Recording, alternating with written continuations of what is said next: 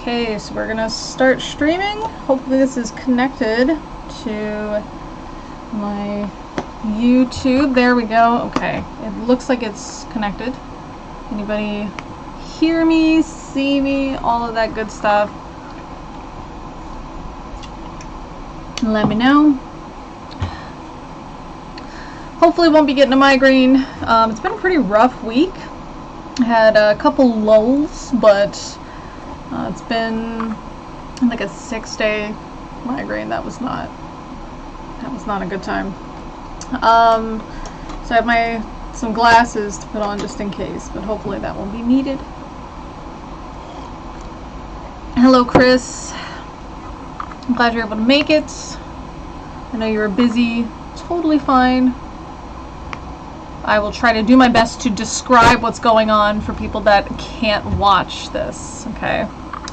And there was a demon. Are you talking about you? Are you talking about me? Are you saying that we are demons or what? So I guess the first question would be, how do you guys define a ghost versus a demon?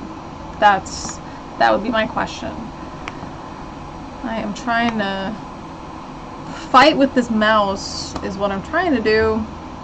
No idea why it's doing what it's doing. Might be reacting to Krampus. Yeah, we're talking about you. You want to come over here? You want to show everybody how big? It's actually not as big as chocolate. Come on. Come on. Mother answering the question. You want to come over? Yeah, you do. Good boy. What's a good boy? With a big head. He's got a giant skull. Oof, you don't want to touch that. There we go. Say hello to everybody. Yeah.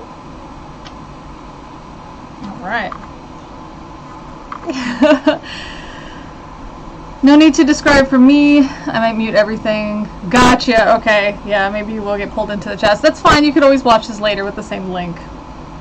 I have a demon-possessed mouse. I know. Isn't that perfect? Like, the day that my mouse is not working is the day we're talking about demons. Demons are born, ghosts are created. Okay. Maybe you can elaborate on that. I talked to it for a while and I thought, well, I guess God is real. Good times. Okay. So as far as I understand in terms of the... I don't want to say mythology about it, but the see, there's that sound. Oh, this is having a... My mouse is just going crazy today. I don't know if it's busted or what. So a ghost is the soul of a person. That's what it is. So after the person has died, the ghost is what lives on after they've died. The demon is basically one of Satan's friends. One of the angels that had fallen, or a fallen angel that had gone with Satan. Some people refer to it as a non-human entity or a malicious entity, but they're considered to be negative, cruel. They're there to cause torment. They're trying to cause mental torment or some kind of physical harm if possible, and that's what a demon is. A ghost, it can be benign. There's some people that believe in things called residual hauntings. This is sort of like your quote-unquote energy signature, whatever that actually means, is so strong that it gets like impressed upon a place. So let's say that you got news of some horrible tragedy and you were so devastated that you were pacing the halls, screaming, crying, tearing at your skin, and eventually threw yourself out the window, and that's how you died. So that kind of frantic energy would just be repeated over and over, kind of like a recording on a tape. That's how it's described, as a residual haunting. But there's other ghosts, hauntings, that people think they can haunt a place, they can move freely, they can haunt a thing. So they're really associated with a thing. They can interact with you. They can be jerks, because some people are jerks. They can be kind, because some people are kind. So that's sort of that belief about ghosts versus demons, just so we have our terminology correct. Just out of curiosity, does anybody believe in ghosts or demons? So this is actually something that I think we don't talk a lot about in the atheist community, because there's this assumption that because you're atheist, you don't believe in anything that some people might call supernatural or superstitious. But I was just curious how many of you believe in ghosts, believe in demons, think that angels are real, or think, maybe, right? Maybe it's true. I'm leaning more like a 60%, 40%, What do you guys think?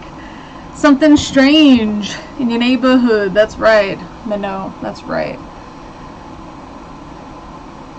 Yeah, the demons, not just other beings, they are negative specifically, because there are other things that are like angels, which would be the non-human entities, but they are supposed to be nice or protective or whatever. Ghosts click the like button, demons don't. Oh, that's good. I dig it. You dig it, Krampus? Yeah, Krampus digs it too. So does anybody have any of these beliefs in ghosts, demons, and afterlife, anything like that? I mean, I think a lot of us might think the idea is interesting, but do you have a belief or are leaning more that way? Anybody?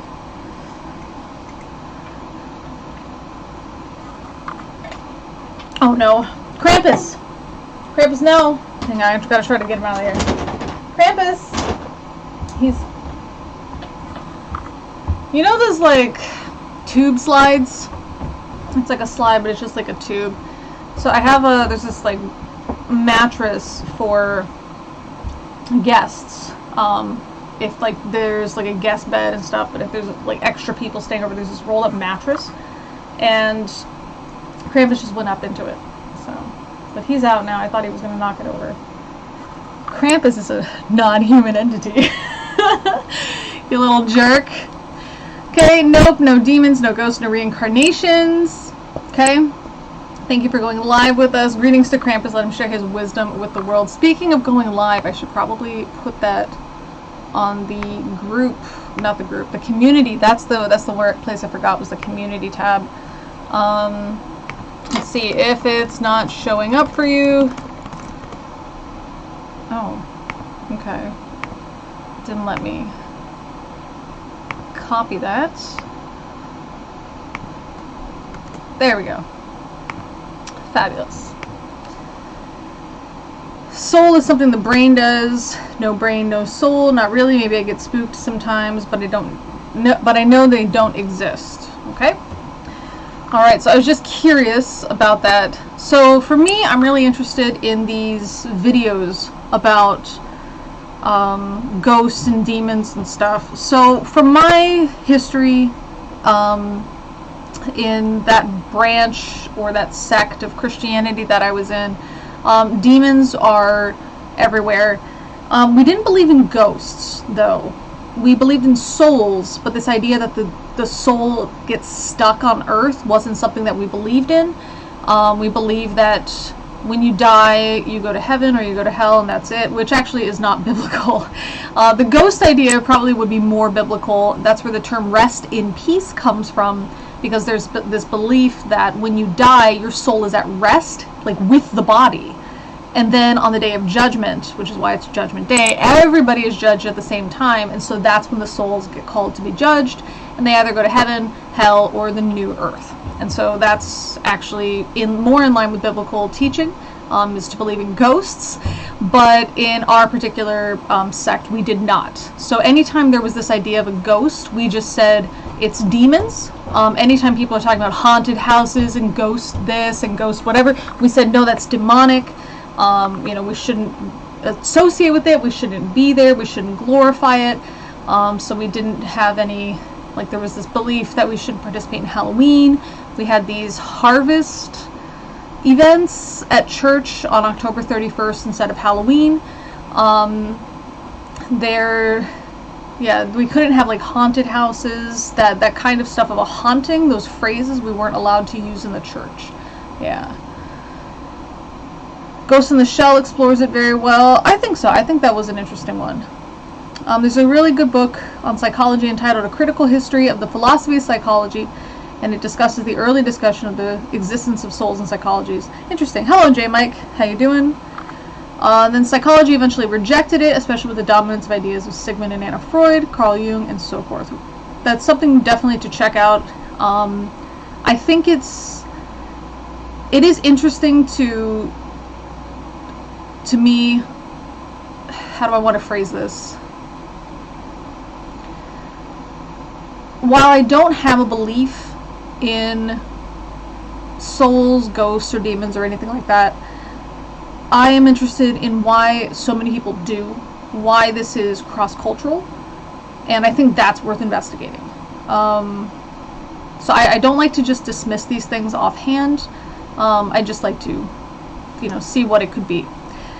The issue, however, with the background and why I kind of wanted to talk about it a bit is whenever something would happen that was just almost unexpected, it doesn't even have to be scary, just unexpected, you would automatically assume demons because you already believed in it. And I think that's what a lot of these are going to be.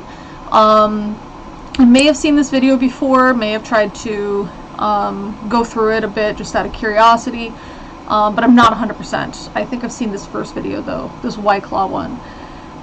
So we're gonna see if it could be, what is it? Is it more likely that it's a fake thing, a staged thing just for views? Or is it that this person just saw something weird and then now they're creeped out because they are probably home alone. It's at night a lot of times. So let's see what you guys are saying in the chat. Ascribing agent causation to things we don't know has been beneficial from an evolutionary standpoint. Yes. Definitely agree, totally understand that line of thinking, yes. The book is close to 700 pages, amazing work. What perturbs me is some Muslims trying to commodify psychology by creating something called Islamic psychology, kind of like Fizl's Cola. There's, I'm trying to think of Christian psychology. Yeah, that kind of stuff exists too, and a lot of this belief is that it's demonic possession. So yeah, you're not depressed, it's just a demon of depression. On that note, let's see what we have here. Okay, let's see, we're going to turn up the sound just in case the sound is relevant. Alright. Okay, not sure what happens. Let's check it out again. So for today's drink. Okay, so we're going to be looking at the curtain in the back, the curtain all the way on the left. Let's check it out again. So for today's drink. Okay. Yeah! First of all, love that reaction, right? She's thinking this is an intruder, this is somebody coming to attack me, and she's like, not today. Not today, Satan. So I love that reaction. That was a fantastic reaction. But what was that? What was that? So what do you guys think it was? I'll let you guys know what I think it was. I don't know what these actually are. I haven't spoken with her or anything. I don't know any of this background. But we'll just watch it again. So for today's drink. Alright. So what do you guys think that was, besides her being super cool, just getting the jump on that person? A small animal, such as, can you imagine, she's just like, boom, squirrel, ping.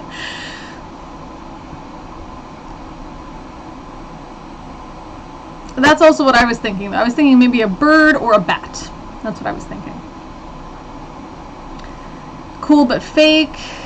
The spinning fan, you see the shadows. Is there anything in the shadows that we are looking at? Does it slow down or anything? No. We're not looking at the shadows though, because the fan we can see is spinning a lot and it's not doing anything to the curtain. And the curtain is actually moving. It's moving around. Yeah, so that the fan shadows is not going to be that. But what do we think it is? Cool but fake. So what do you mean by fake? Like there's a friend doing that. She covers the entire gap to the left. Let's check it out. I don't know if she's covering that gap. Let's see. Let's see what you're saying. So she's getting up, and her friend maybe ran away. That would, I would say, would be a good timing if her friend was stepping away to the left or something. I think if it was a friend, the friend would have just walked just directly backwards, back into the backyard. Must have heard a voice, thought there was a cat or rat. So she's not hearing anything. I don't hear anything. It doesn't look like she's hearing anything. So if we can see that again, maybe I'll pause it. So what we're looking at is this part here that is the curtain on the left side. And we can see there's a movement in this curtain. We can see there is another movement in the curtain. It almost looks like a fist or something, or a hand kind of pressing down there. Krampus, don't get scared. I promise it's not scary. Don't scratch at the door. I let you in here.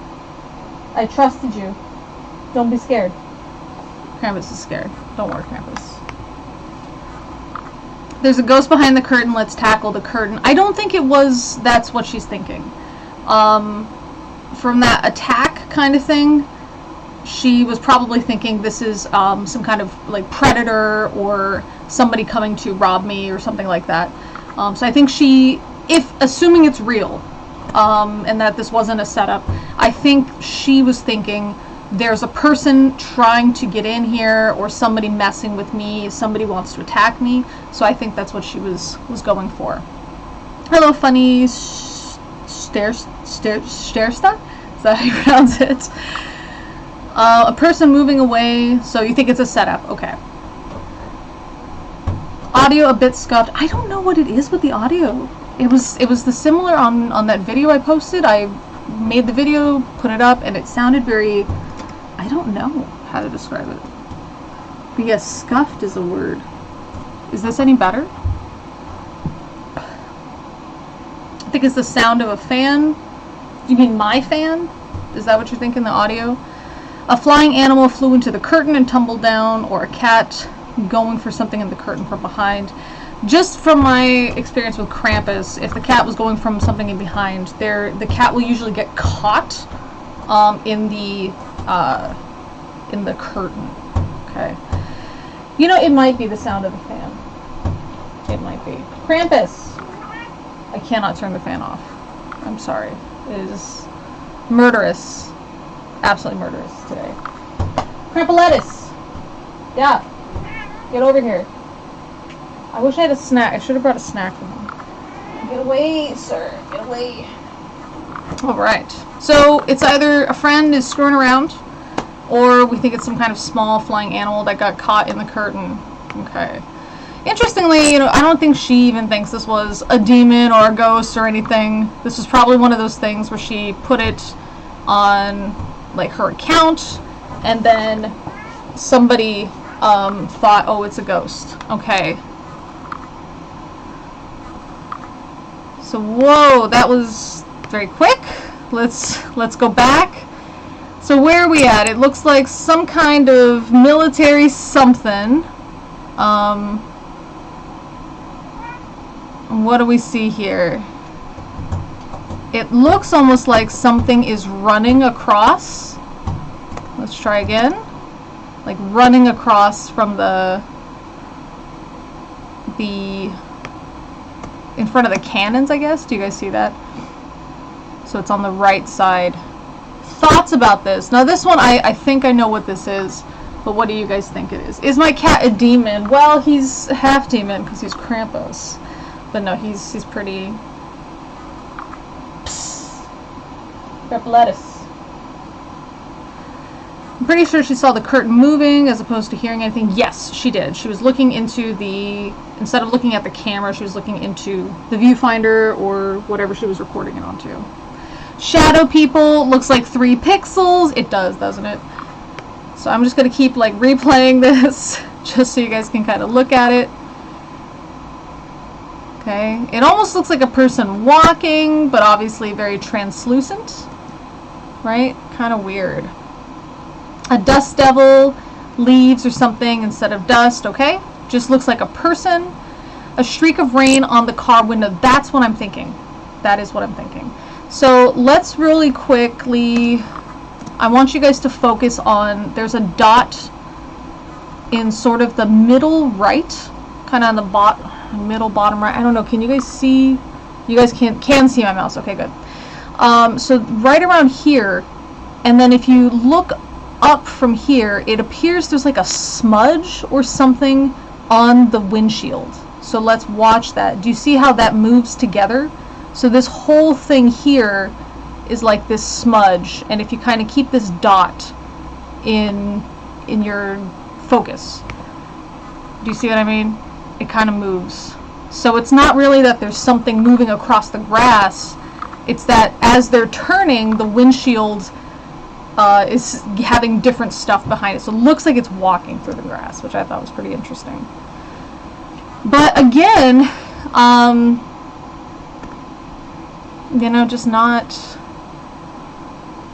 Hang on, somebody said, not the fan. When I talk and stress to raise my voice, I get a sharp static noise. It looks like only I'm getting it. Is anybody else getting that? Like, this is a good microphone, so I'm worried that I don't know if I need to get it fixed, or let me see if there's any way to turn down overall.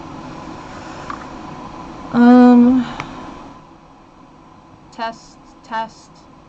Stressing my voice. Is that better? Does that make sense? Or is that better? Not so bad. Okay. Krampus. Oh my goodness. I'm gonna have to let him out. Crampolettus, you are evil. You are out. Go. Gotta lock it because sometimes the cats will push it open. Got the same audio effect. Good, picking up pareidolia. Yeah, that's what I think it is. Discontinuing my antipsychotics, and a week ago I heard a demon laughing behind my back while lying in bed. I also heard a high-pitched scream when I clenched my jaw. That's interesting that you heard it when you clench your jaw. Sometimes I do get it is like a high pitch almost when I clench my jaw and I have a migraine. So that may be it. No noise, but the volume is very low. That's what we don't want, right? We don't want to have to turn up the headphones so that way when you go click on another video, it's like way too loud. Let's see if we can find a happy medium. Hopefully, that's a little better in that case. Maybe I should try to just speak more neutrally. My brother-in-law worked for a popular ghost show as a boom mic operator. He signed an NDA, but he told me that the producers set up the storyline and they've never caught anything supernatural in years.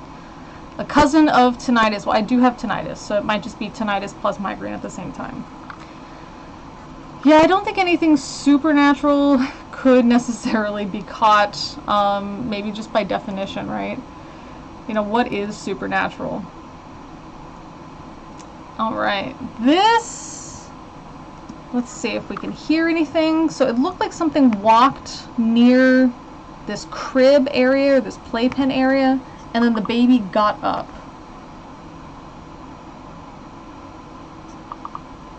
And there's like a clicking sound. The baby's looking around. This is a replay. I don't know if I hear a replay of the sound though. Thank you, Red Circle. That's very helpful. So, thoughts about this one? What do you guys think? Looks like somebody going to the kitchen at night. It does, but if we look here and we kind of pause it, there's really nothing going on, is there? It's not like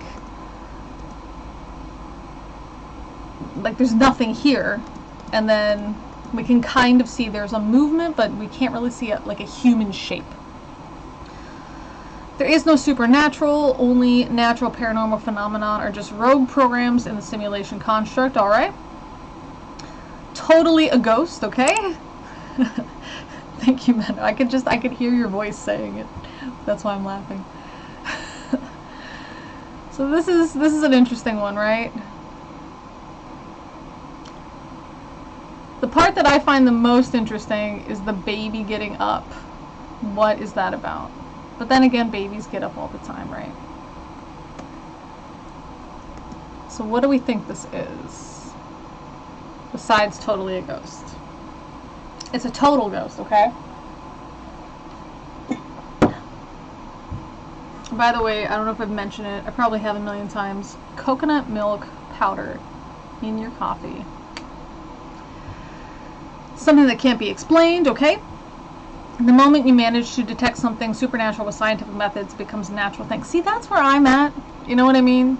I feel like supernatural is just stuff we don't know yet. And then once we figure it out, it's no longer supernatural. Like lightning was a supernatural event until we figured out what it was, you know.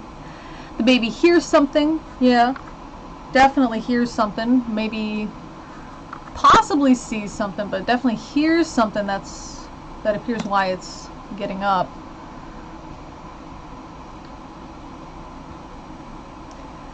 So from my, now I love watching these, and like I have way too much, I guess, information on these types of things. It's ghastly. Yes, it's ghastly. That one episode with all the ghastlies. So, by the way, I caught, it's like a 99. I was very close to catching a hundo for a ghastly recently. What I think it is, there's this security camera. I think it's a bug walking across the security camera. Whenever we see any kind of that footage, especially if it's a security camera, so it's a stationary camera, and we see it, it seems like a ghostly entity seems to walk through a bunch of stuff kind of at random. That is usually a bug walking across the lens. That's all it is. Why the baby stands up, that's what I found to be interesting, is why the baby is standing up. But then it could just be coincidence. After all, a bug walking on the camera is nothing super spectacular, especially if there's a clicking. Like what I'm seeing over here is, this looks like it's maybe a laptop that's been left on, and there might have been a noise that came from the laptop around the same time this bug was walking across the screen. Have you ever seen a ghost in a video game? Something in the video game that's not supposed to be there or explainable? I've seen those clips. Maybe we can watch some of those about the those weird, creepy glitches. Is that what you're talking about? That happen in video games sometimes. But that's what I think it is. I think it's a bug walking across the lens. The baby standing up, not sure why, but there was a clicking noise. If we can kind of go back.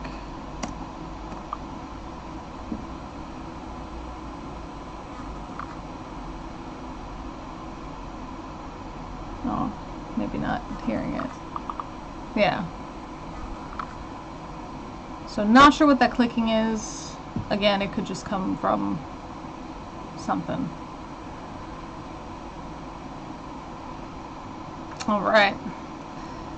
We can go on to, let's see, it's going to ask, what are the windows, where are the windows in the room? Lights to the windows make all sorts of weird effects. If it was a car light, a sound would explain the baby hearing something for sure. The only issue with the car light is I think it would be a lot brighter. But yes, definitely the windows could be a factor. It looks like there might be a window over here.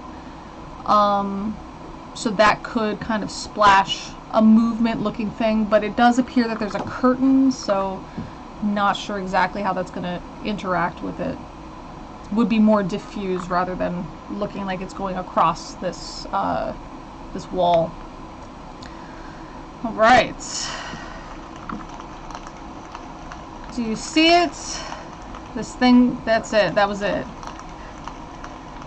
It's walking around. That's some loud snow, by the way. Alright. So what is walking around in the background there? Is it Bigfoot? Is it the Sasquatch? It could be a gap in the curtain. Absolutely.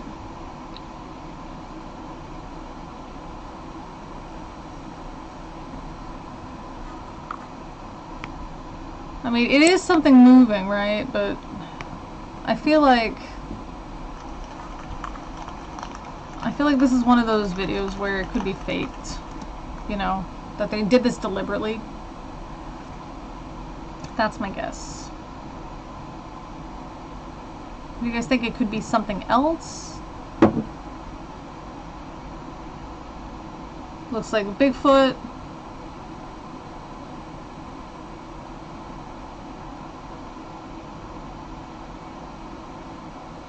Recently saw some new Bigfoot footage that was pretty clear. A person with a big coat walking through the woods. Gigantolopithecus. Is it a reflection? I don't think it's a reflection. The reason I don't think it's a reflection is because if it was a reflection, let's say the person is inside of their car or something and there was some kind of reflection, the image wouldn't be behind the trees. But this thing looks like it is behind the trees. So it is back there. Could be a bear, it's a butt. Thank you, Nick. Second, the reflection. Bears can walk upright like that. They can, but I think the knees, like the legs, are too high. Bears tend to have that longer torso, shorter legs. But boy, wouldn't that be awful? You think, yeah, I'm catching this Bigfoot footage, and then you're mauled by a bear. That would be a scary video. Just scary for different reasons, right? Can you imagine that? You're just like, yeah, I'm finally gonna be the famous person that catches Bigfoot, and then it's just a bear. Because it does look like it's coming closer. What was the sound? So the sound, I believe, is the, what's it called? The snow hitting these leaves and branches. That's what it sounds like. I don't know if you guys have heard like loud snow. It's more like icy than like a soft flake. And that's what I thought it was. Is that all you're hearing? I don't know what sound you're hearing other than that soft sound.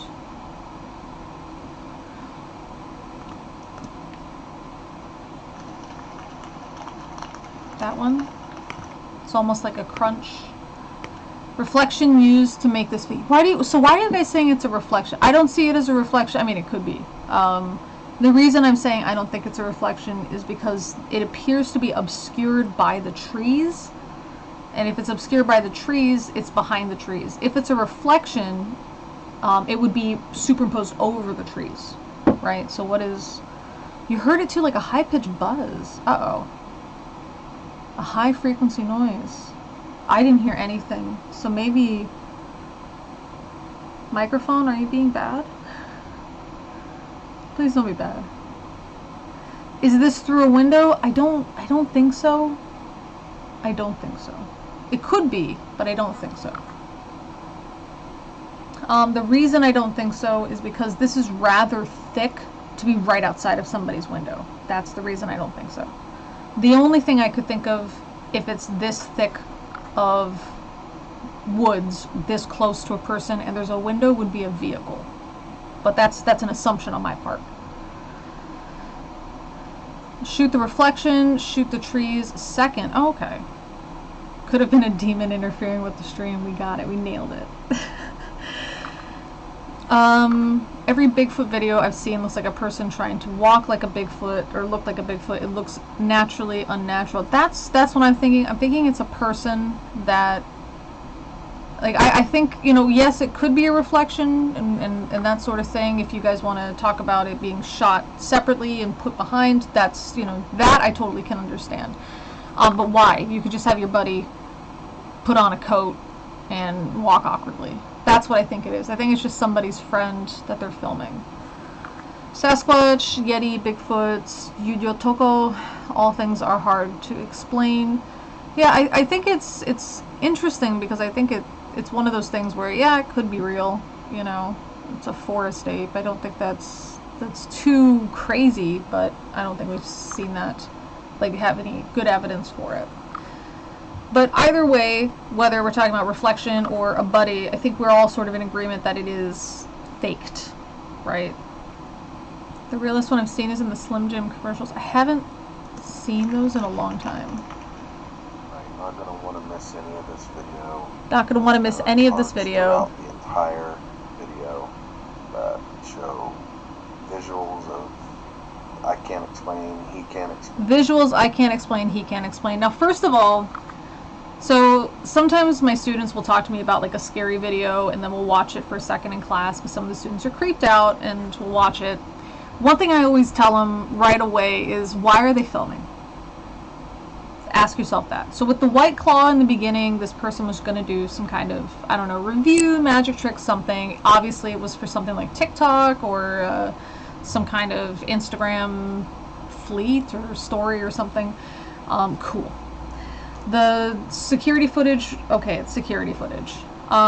Filming in the forest, probably, you know, if we were to assume it was real, you know, they probably heard or saw something and then they whipped out their camera, right? But this is clearly somebody trying to put a lot of production into what, right? If this was something that was like found while they were camping or something along those lines, if they were found while they were camping, why do we have this shot?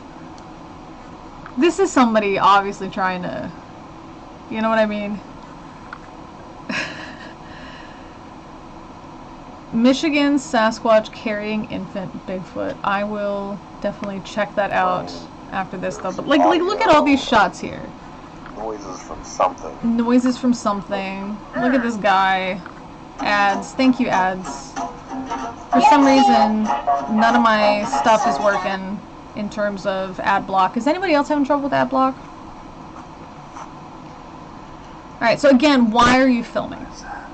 Right? What is your goal here? Why are you filming?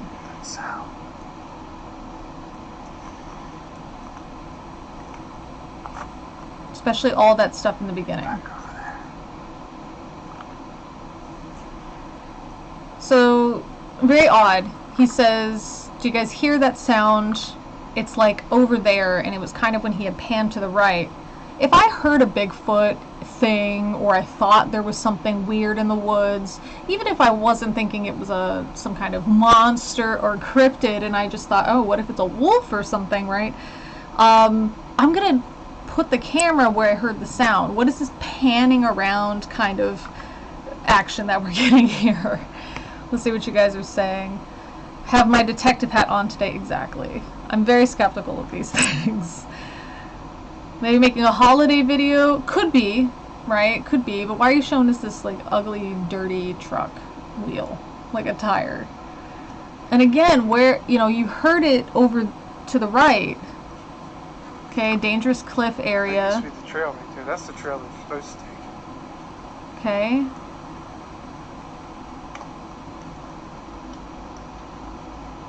Okay. Looks like we have a lot of bones. A lot of bones. I mean, doesn't this look A lot of hair. set up? I would say these are probably from deer. Deer bones? Okay, that's what he's saying. Several of them. Okay. Part. Looks like they're ripped apart pretty good. How come there's no leg bones, I wonder? We'll have to see him. See, again, what is what is this shot? Our man's here wants to be a director.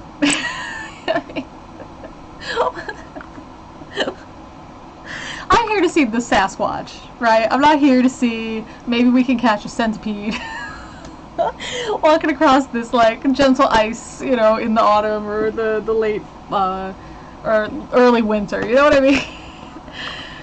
Did the picture get more red as the video went on? Perhaps, perhaps. With a pro camera, that's what I noticed. You know, his friend is obviously walking, but that is a very smooth movement, isn't it? So they probably have something that they're really recording this with. Nick says, staged. Yeah. The dirty tire set the tone of the gritty realism. You can trust him. He's a hard-working, honest person. By the way, doesn't he look like every... I mean, I don't want to stereotype the types of people that go do this, but he looks like every guy that does that, right? He's got the sunglasses for no reason. Now, maybe they've all got migraines like me. Maybe. Okay. But he's got the sunglasses in the middle of winter, where I probably wouldn't even be wearing sunglasses unless I had a migraine specifically at that time. They got the beanie and that chin beard, the chin only beard. And then, of course, when we see a picture of him and his face, what did he do? Like, they all do that?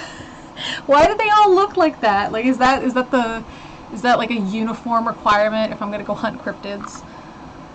That close-up shot is Spielberg level. I know, isn't it? Okay, the bones and everything. Look at this. What is this?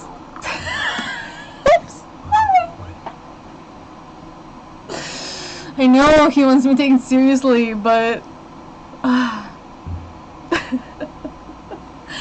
what are we doing? I'm here for the Squatch, right? You know what I mean? I wear sunglasses from sun up to sundown, but I'm a skeptic. Yeah, well, do you also have the chin beard and the beanie? The goatee, yeah. But the goatee, sometimes they have that mustache to go with it. I just have the mustache. I don't have that part. So I'm halfway there. He got those bones from Dollar Tree on Halloween. That's what I'm thinking. I mean, if I'm going to tear apart a bunch of bones, or like a bunch of deer, and I'm going to eat some bones, like I'm going to crack them open and get some marrow or something, I'm probably going to crack open the ribs pretty well. You know what I mean? That spine. I don't know if you guys have ever eaten stuff that has a spine with it, like spine and meat. But there is a dish in Korea. It's hangover cure soup. It's called haejangguk, and haejangguk also has there's another type you can get where specifically it has the bones in it, and it's 뼈 haejangguk. So 뼈 is the bone part, and it's got these like spines of a pig, and it's actually, you can kind of rip it apart, and there's all this cartilage in there. There's that spinal, I guess the spinal nerve hanging out in there. I mean, there's a lot of stuff in there, is what I'm saying. So I would have torn that apart if I was the Sasquatch or some other type of animal.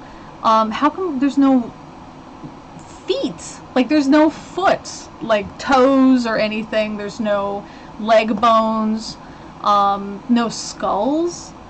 I mean, well, why is it just the ribs and the spine completely intact? So that does seem very dollar store Halloween kind of thing. Come out, Squatch! Exactly. Nature shots. It's the Sasquatch 101 guidelines to being a director. I guess. You know, maybe they got, you know, that footage of the Bigfoot footage, that really famous one where the Bigfoot thing is walking and then it turns and looks at the camera and goes away. Oh, why is it so fuzzy? Whatever. Maybe that's what he listened to. People don't want fuzzy shots, so he got really crisp shots. He just didn't realize they were talking about the Bigfoot, not nature. Maybe that's what it is. Deer is delicious. Spine soup. Swine spine. Yes. Sticking with pizza. I mean, you can put that on pizza too. Tries to film micro Bigfoot swimming in the water. They're water bears. Maybe that's what he's trying to get. Littlefoot. Oh god, I want to watch Brackenwood again. Littlefoot from, wait, no, what am I thinking? The Land Before Time. That's what he's looking for. He's looking for dinosaurs. No feet. Must have been swallowed in total by Squatch. You don't know. Don't you know Squatches can't chew? They only swallow like owls. Thinking his favorite director is Jonathan Demme of Silence of the Lambs. Looks like a B-roll shot made specifically to capture something amazing. That's what I'm thinking. Let's see. We're ripping this guy apart. Sorry. What? I mean, am I supposed to be looking for minnows? Minnowfoot. What is this? Again, like, he wants to be a nature director, and that's fine. You know, is this your submission to the Discovery Channel? Oh, okay. Whoa, whoa, whoa. Sorry. That is... Somebody should have warned me. That's too fast for me. That's really too fast. That's gonna give me pukey times. Let's jump forward. Okay. Sounds of the leaves rustling. Sounds of the leaves rustling. Is this a drone? Or is this like a person slowly standing up? I'm imagining how they're doing this. Pizza is ruined. No, it won't be. It's good, I'm sorry. Beg your pardon, right. It's minnow and minnow. Minnow, like the little fish, is minnows. Close up, close up, close up, running! Yeah, I know, it's very... Well, what are we supposed to be feeling? Like, we're so disoriented that we'll just believe it. Now, this is a cave. Go in there. Let's see if he goes in the cave. Pinpoint the exact location where the sounds are coming Why is he so quiet? Pinpoint the exact location the sounds are coming from. Okay, it must be a drone. No, go in! What? Go in! What are you doing? Why? What are you doing? This is the worst, like, teasing director I've ever seen. He's got to find footprints. Maybe the ground shots make more sense. I don't know. Not that close. He's hunting wabbits. It looks like gimbal footage. Let's just... Come on, guys. What is... Come on, my dude. What's his name? What do you think his name is? Okay. This is pretty. But I don't want the shots outside the cave unless there's something interesting outside the cave.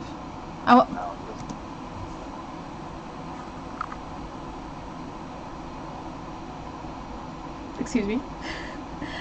That's what I wanted, was the cave, not an aerial photography, you know. I mean, aerial photography is really cool. There's actually like an aerial archaeology, which is really cool.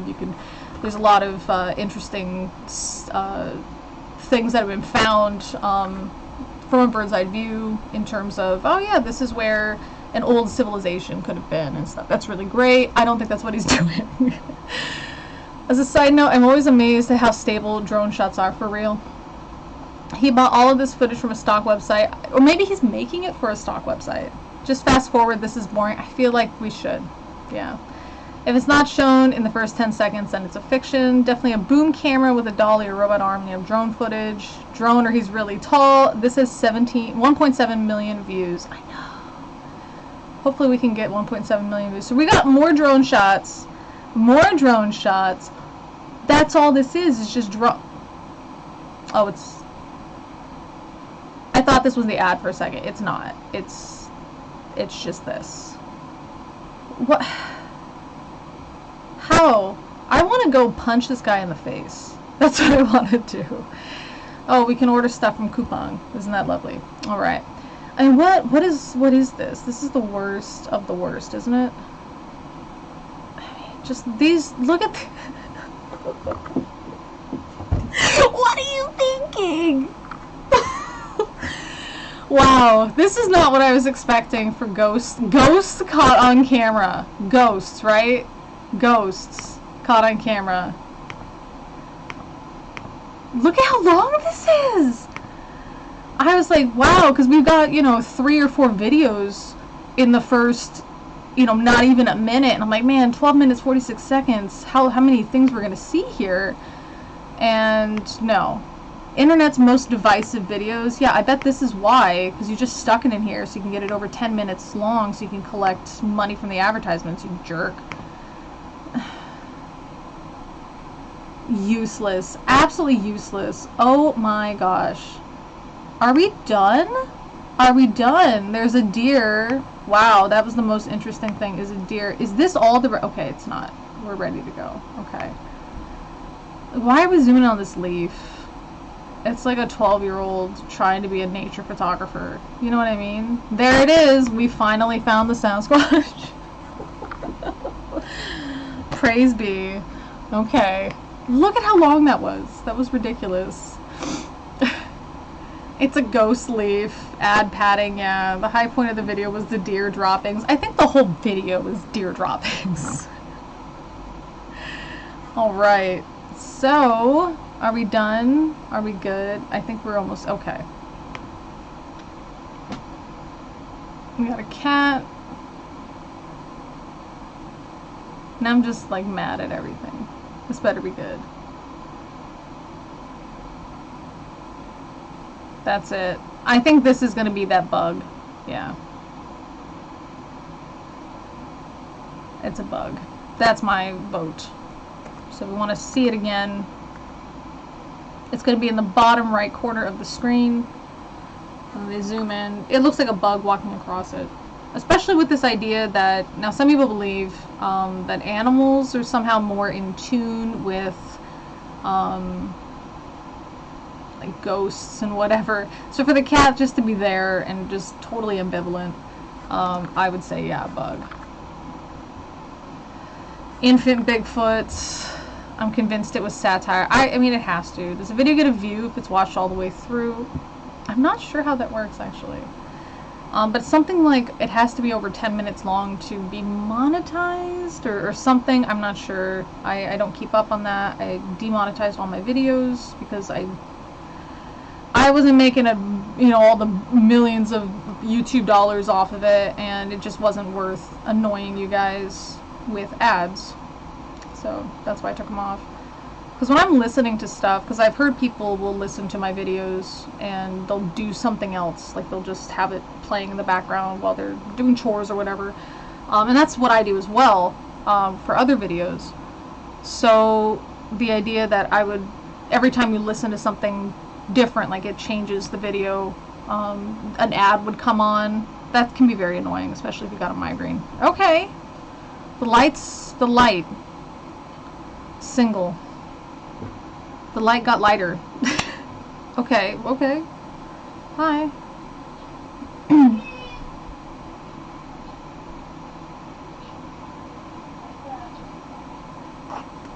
Okay. So what's the scariness? Okay, we got a cat. The cat is bored. And the light came on. It looks like there's two lights. Just be careful. That's actually a mirror. Took me a second. So the light's on. It switches, I guess. And then they're calling the cat. Now they don't seem to realize anything weird. Like, oh, why is this light on? So yeah.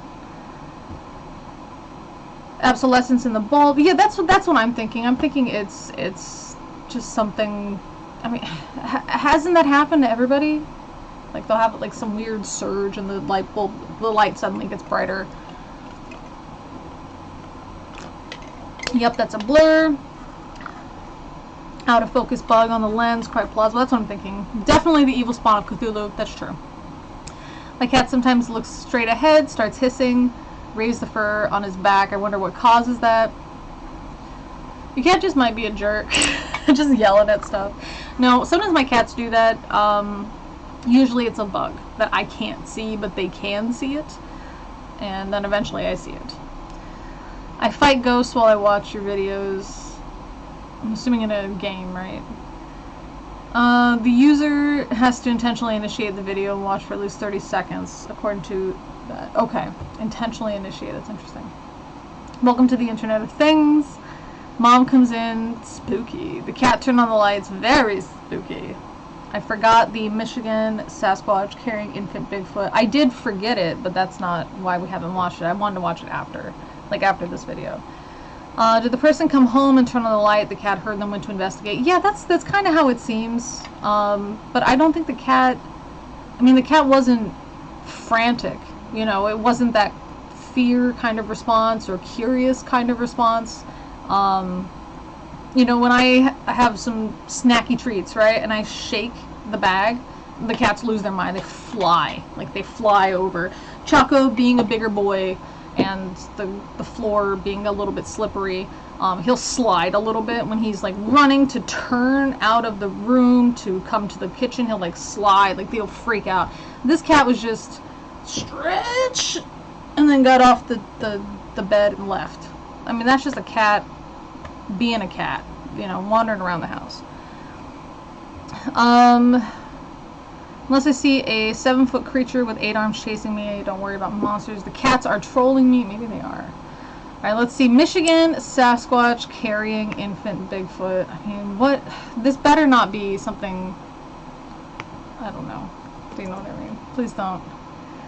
Okay, okay. This looks like something interesting. Again, with the video advertisements. I wish the ads were at least the same loudness as the video. Following photograph. I guess they were trying to send us the video. I'm going to work with them and see if we can get the video. It's of a creature crossing the river. It looks like it's holding an infant. It's Bigfoot. Like, I'm not going to say it's Bigfoot, but I want to point out a few things on this. So I will show you guys the original photo, and then we'll zoom in, and then we'll go over some things that... I like how this footage, like, went and switched to night. That's great. that lend a little bit of credibility to what's going on in this photo.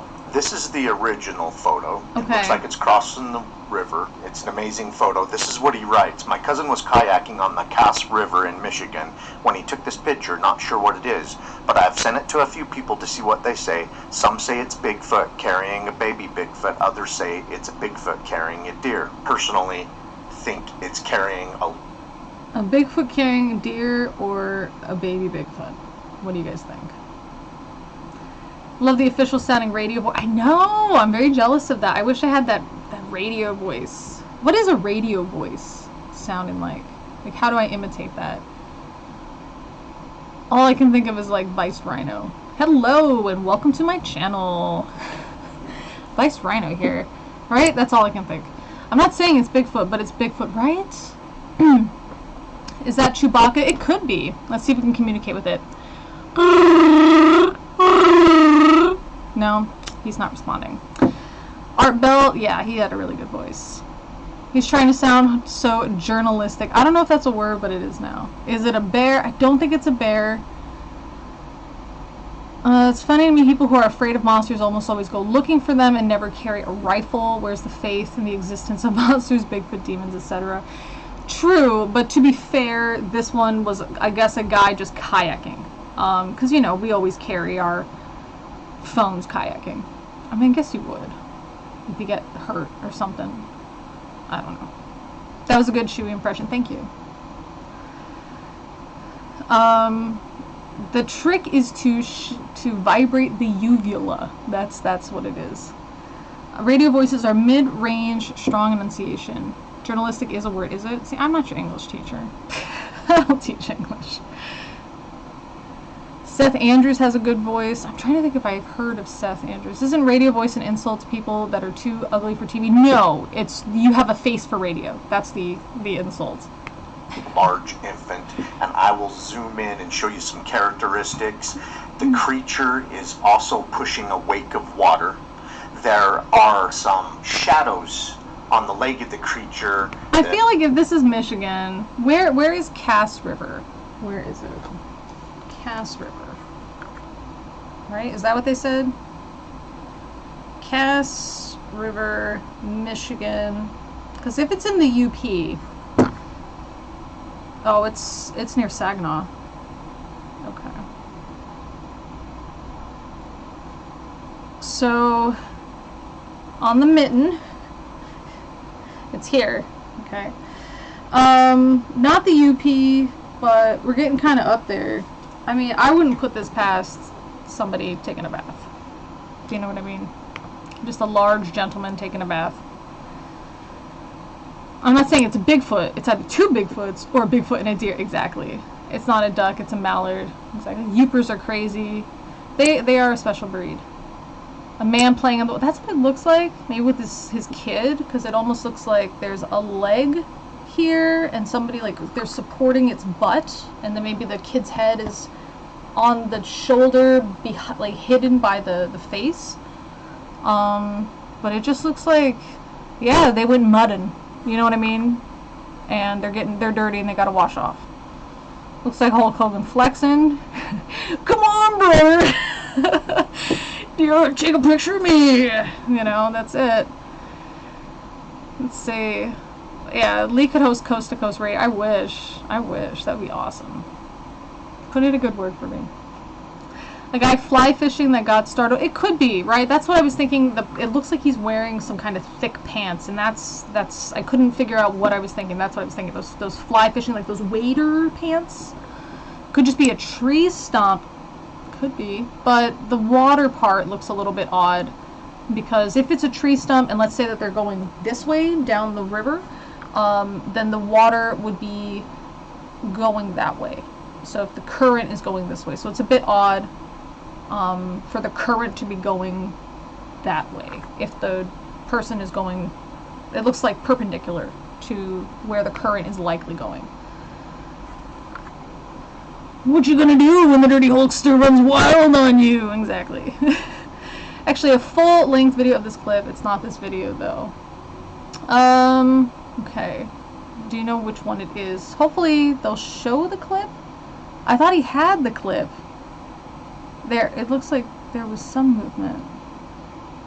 Stood out to me is, though, I don't think it's an inanimate object. These people say they have a video and everything to work with. Yeah, well then where's the video? Show the video. It appears to, it must lay. We can get it out to the public. You can get it out to the public. Like, okay, well, why don't you do it? A baby Bigfoot captured on video. Is it a Bigfoot or a bear? Hey, 7 seconds. Let's check it out. Is it a Bigfoot or a bear? Y'all. Come on. This is obviously a little black bear. Andre the Giant wrestling a little person. That I would pay to see. That's interesting. There's actually, let's see. If you can find the full length, that's the only one that's popping up. Oh dear. Sasquatch sightings happening in Michigan thanks to the man's encounter. I like how this is the thumbnail they used for the man reports a Sasquatch sighting. Like, it just looks like, ha, trolling you guys. Bigfoot on camera. Okay, let's just see what this is because it's Nat Geo. Oof, no. This is not at all what I wanted. Okay. In their film, the three friends follow a set of mystery footprints to the edge of a frozen lake. Okay. Laughing and joking as they go. Those are really straight footprints. That's the first thing I've noticed. Those are very straight footprints, aren't they? Let's look back real quick. Look at that. That's just a line. Our friends, he's like model walking. Do you know what I mean? Hi, I'm Bigfoot. Bigfoot, yes. This is what we have for our winter collection. You know, that's what he's got to be doing. I'm gonna say immediately this looks fake. Just from that. I mean, what animal walks in a straight line like that?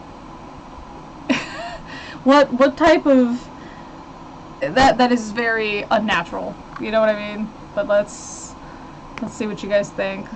Some four-legged creature. Okay, Michigan Bigfoot video crossing Cass River has the video clip. Alright. Let's compromise. It's a baby bear. Barefoot. Okay. Let's see. Sasquatch must have migrated before Trump from the Northwest, and Squatch culture is Pacific Northwest. It is for Sasquatch specifically, but there's, of course, these forest apes are pretty international, yeah. Let's see. Walking imaginary rope, right? Looks like some kind of pig when hopping through the snow on a straight line. I mean, but it's not even like a four-legged creature where it's like in a straight line. It's two legs in a straight line. Do you know what I mean? I mean, that's very unnatural. Just make a nature documentary and mention Bigfoot, you're good to go, basically.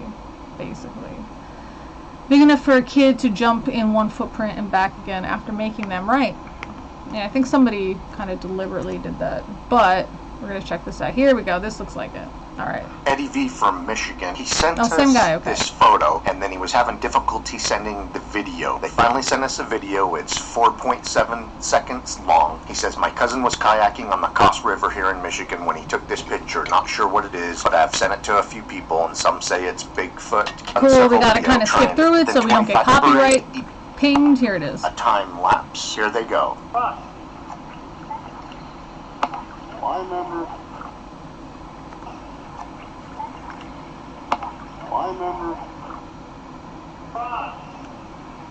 Okay. I appreciate they slowed it down.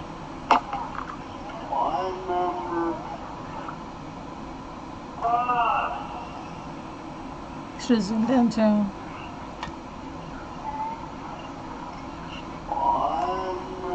I mean, this looks like a hunter. You know, this looks like a hunter. That's my guess. Just how they're dressed, it looks like they maybe have something over their head. And this could be the butt end of a rifle, like for your shoulder. That's what this looks like. just how they're walking, they're kind of hunched over. That's how I, like, if I saw this in the forest, that's what I would be worried about. I would probably say something like, hey, are you hunting here? Because it sounds like there's kids there too. I'd be like, hey, should me and my kids watch out? Don't shoot towards the river. We're kayaking here. That would be my first instinct. What do you guys think? A fat hunter? Yeah, see, it does. It looks like a chunky hunter, right? Let's see. The creature with one leg jumping around. It's a guy sitting at the table is the actual Sasquatch. I don't know how they missed it. Those tracks look like something hopping in the snow. Profanity sounds funny, even slow down. I didn't realize it was profanity. I didn't hear what they said. It doesn't look like it's carrying anything. Hunters don't wear red-brown coats. They wear green camouflage. I was thinking he's wearing more of that orange. Like, don't shoot me, I'm also hunting. That kind of look. That's what I was thinking. Hunt Hogan. That's good. It's Hunt Hogan. That's it. Yeah, I'm thinking it's just like a hunter. That's kind of what it looks like.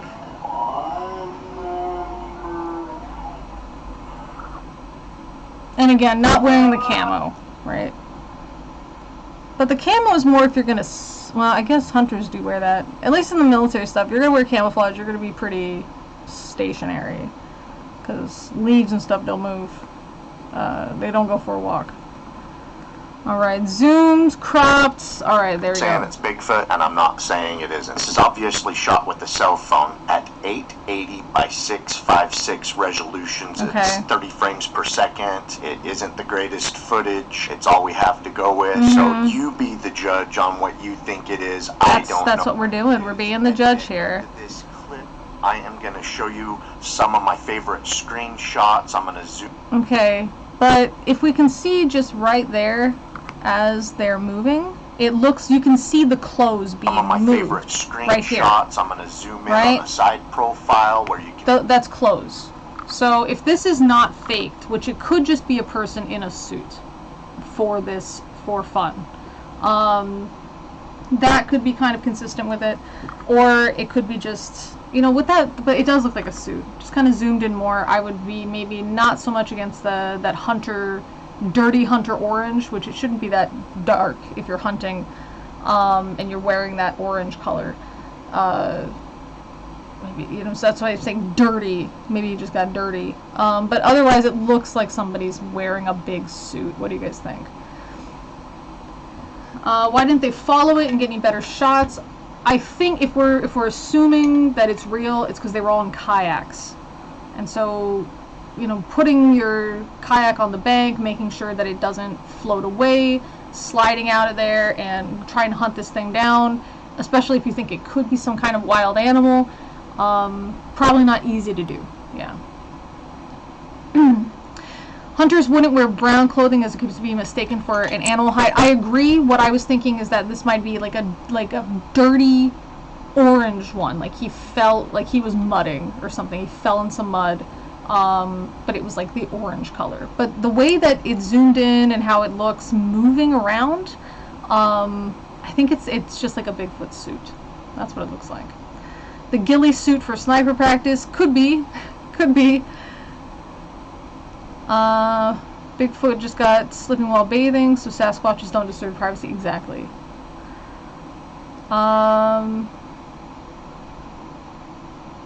Cushy, I really don't think so at all.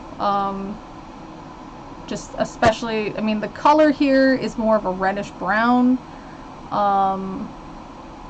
as opposed to necessarily like but I don't think any of this is like human skin. There's no facial features.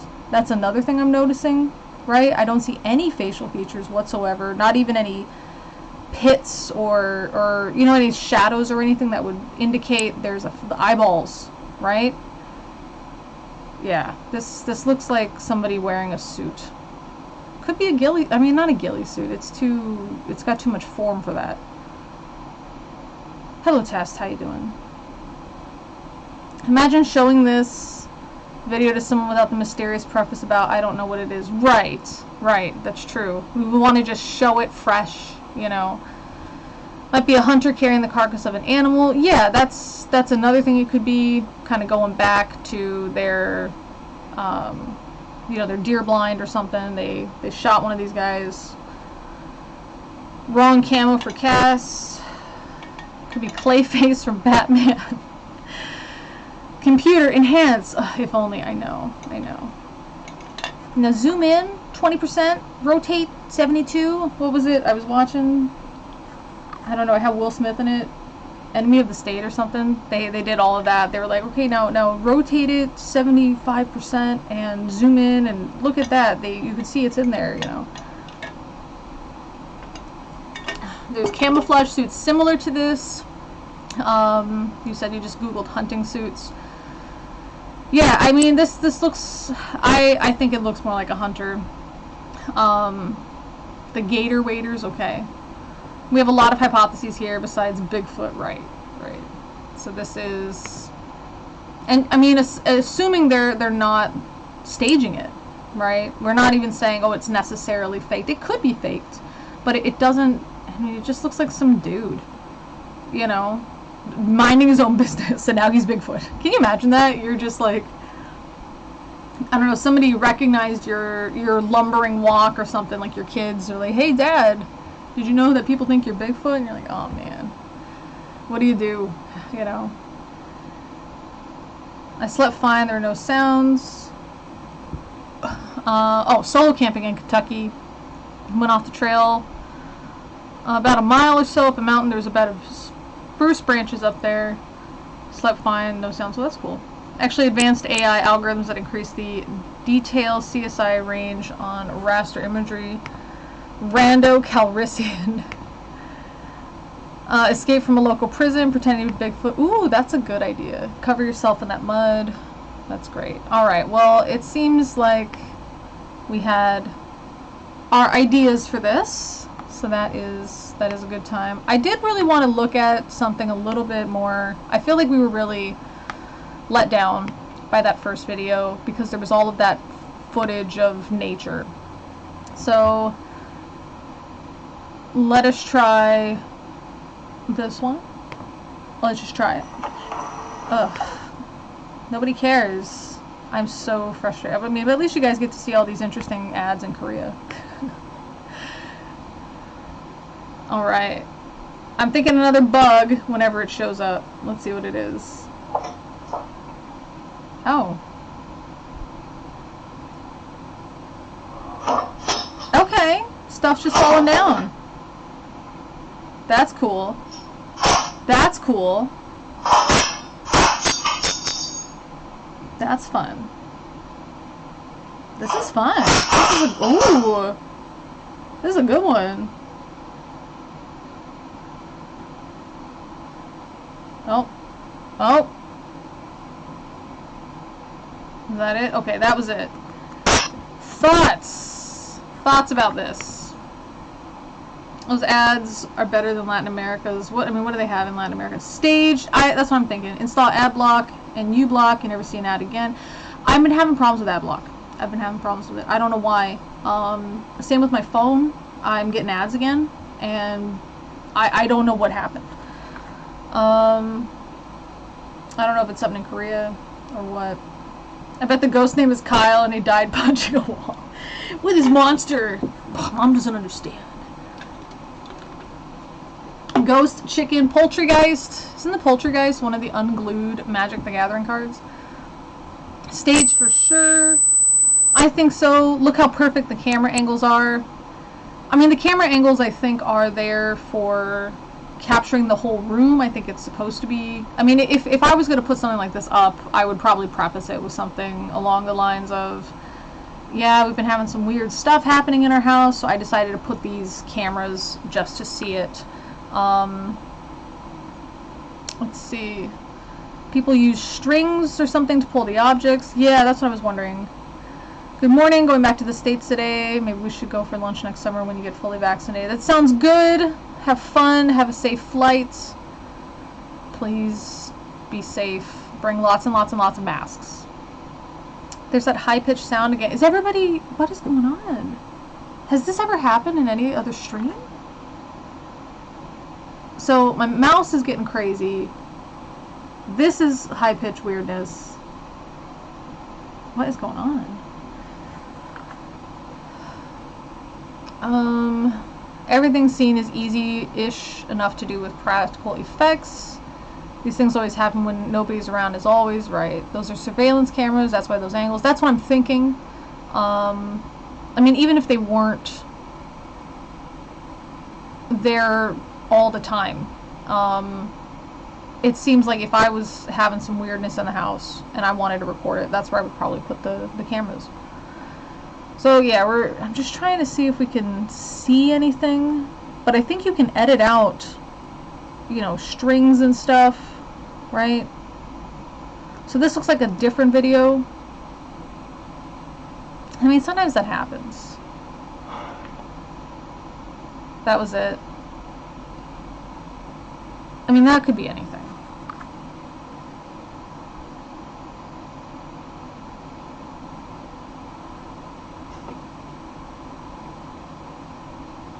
Okay. I mean, chairs turn sometimes, you know?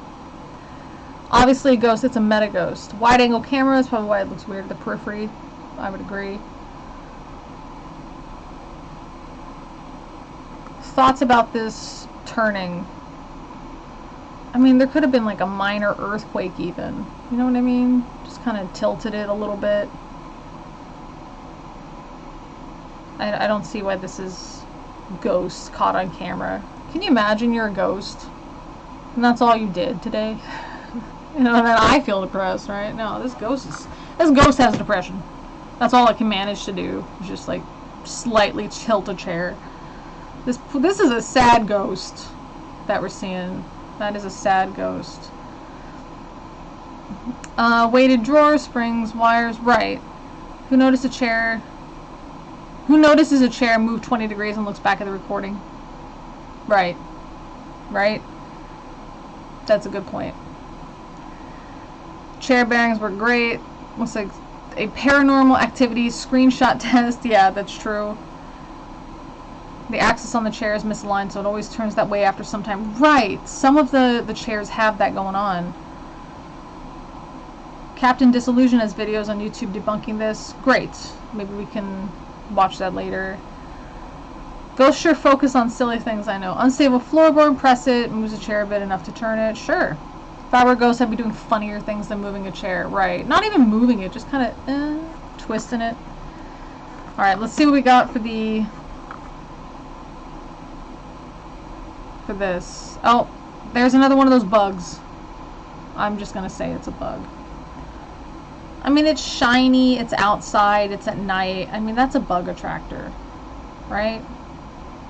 There it is. Especially when they look like they're passing through solid things, it's usually a bug. Alright. I hope there's no jump scares. I'm not a fan of those. Okay. Alright, it's a house, I guess.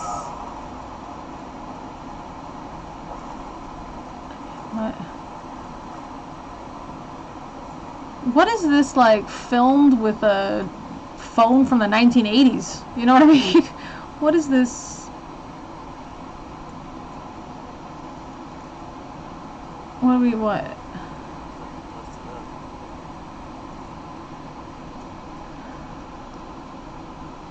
I mean, what are we looking for? So if you might be asking, well, why are they filming this? They're probably filming this to catch something.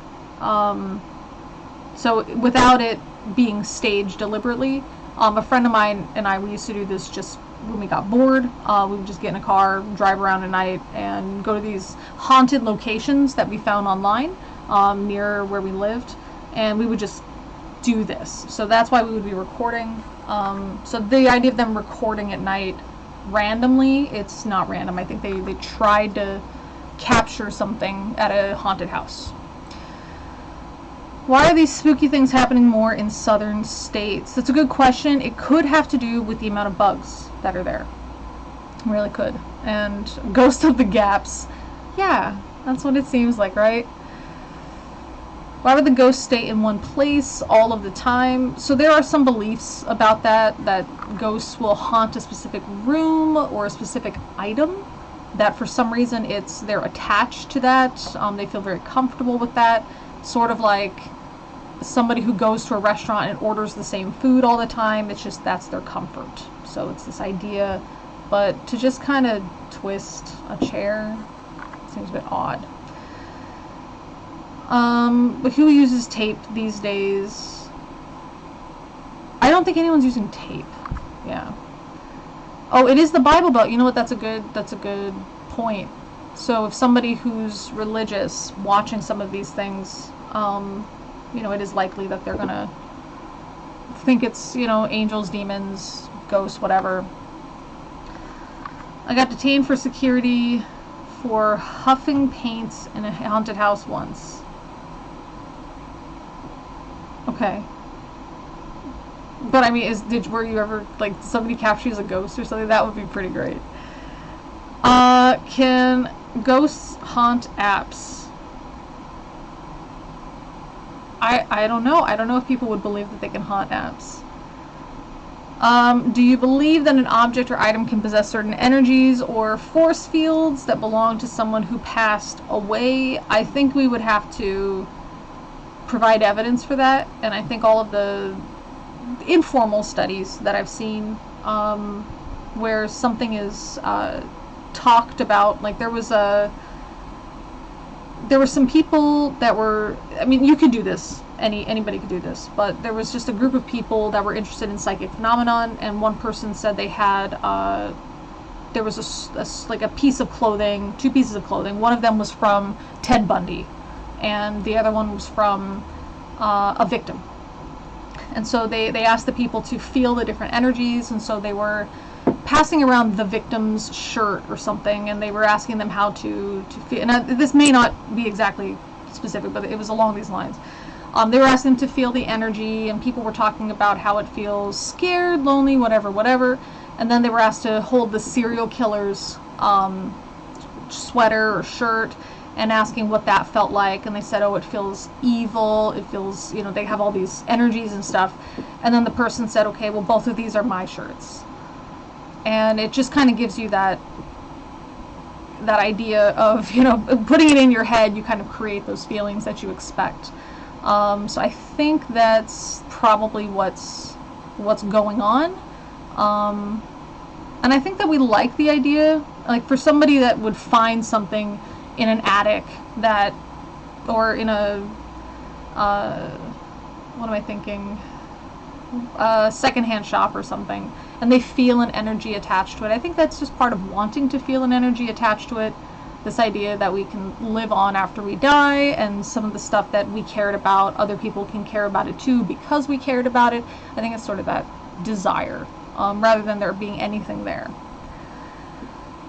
I think it's possible, but not too much Hollywood stereotypical stuff. Yeah, and I mean, it could be possible. We don't know. But yeah.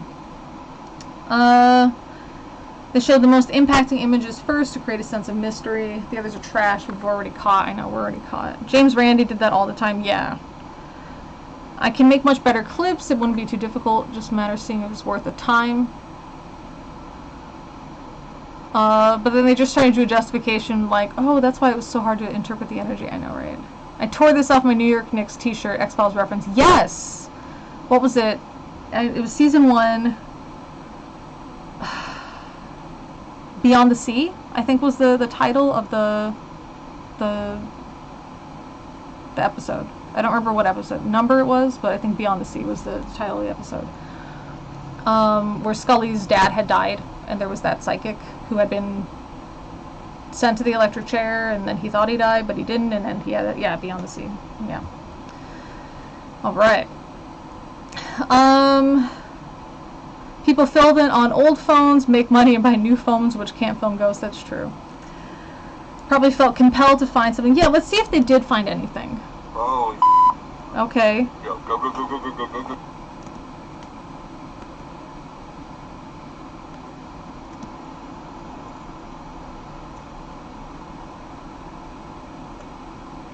Oh, Oh, I guess there's a face looking thing down here. But it's, I mean, this almost looks like, instead of, I mean, it could look like a doorway. It also could just be a photo. It could be a mirror. And there might be like a photo of a child or something. Let's see if there's anything that wasn't there and then it moved there. I mean, I guess there's something that wasn't there. And now it is there. I mean, it could just be a person. Like an actual person. You know, not a ghost. Like, hey, I'm living here. What are these jerks doing in my house? Or, you know, is that the cops? You know, that kind of thing. I don't think it's anything weird. Being scared of a person inside a house, I know. Probably a squatter, right. That's, yeah. Can you imagine that? Alright, what do we got? We got a photo of a thing. It's shaken. I mean, it could be an earthquake. That was it. That was it. Just post it without context. I'm guessing some kind of earthquake. That's sad, right? Maybe that person needed help. Maybe they needed food or medical attention, and they're just like, oh, it's a ghost. Okay. Looks like someone went for a walk. There's bugs and stuff flying around. And they disappeared. Okay. I mean, that's interesting. Again, why are they watching this? Right? Was there a loud noise that had made them feel like, oh, I have to watch this? What do you guys think? And then it just kind of disintegrates. I mean, we see this kind of stuff sometimes on Google Maps. You know, there's a person taken with like a 360 camera or something, and they move, and it just ends up looking like that. The OC demon. what do you guys think? I just feel like it's some kind of camera issue, more than anything. What do you guys think?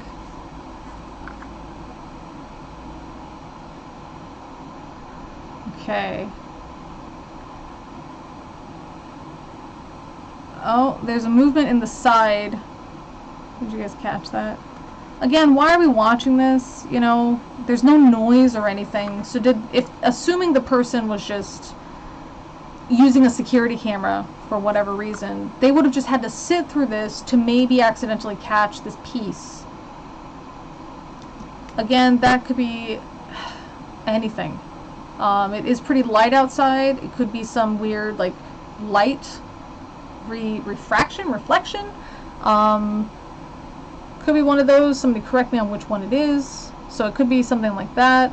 It could be, again, another bug, but I don't think it's a bug just because of how long it was. I think it might have just been a light thing. Hey, Max. Could be set up for motion detection. That's true. That's true. Could be set up for motion detection. Camera issue. Could be Photoshop, odd lighting. Merge the frames in a security footage. Could be. Could be.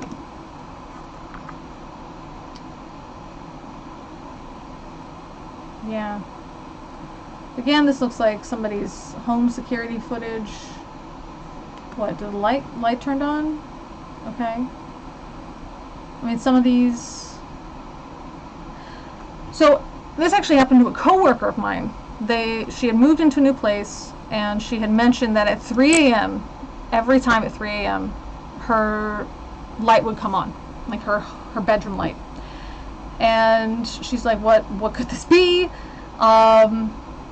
And, you know, we talked about some just different things that it could be, and, you know, you should get it checked, whatever. It turned out it was a timer that had been set accidentally by one of her kids, who was just playing with this remote that she never used, accidentally set a timer at 3 a.m. And so every night at 3 a.m. it would just go off, or go on. And that's what had happened. Problem solved.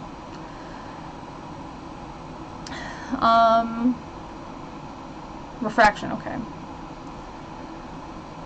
Let's see. In low light, you can have half the body visible or not entirely visible. Right, that's what I was thinking. It's not... It's nothing. Yeah, clap on, clap off, the clapper. I don't think... Do those exist still? The clapper? Is that it? It's just the light? That was it. It's just the light turns on. Come on. Be better. You know, be better than that. Okay. It looks like it could be a person walking into a building. Okay.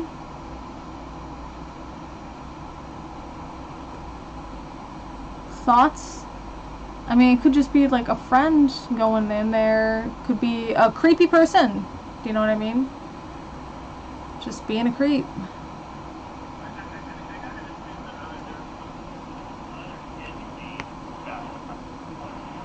There we have it again. So maybe it's this brand of camera or something. It just seems that people walking across kind of disappear. See?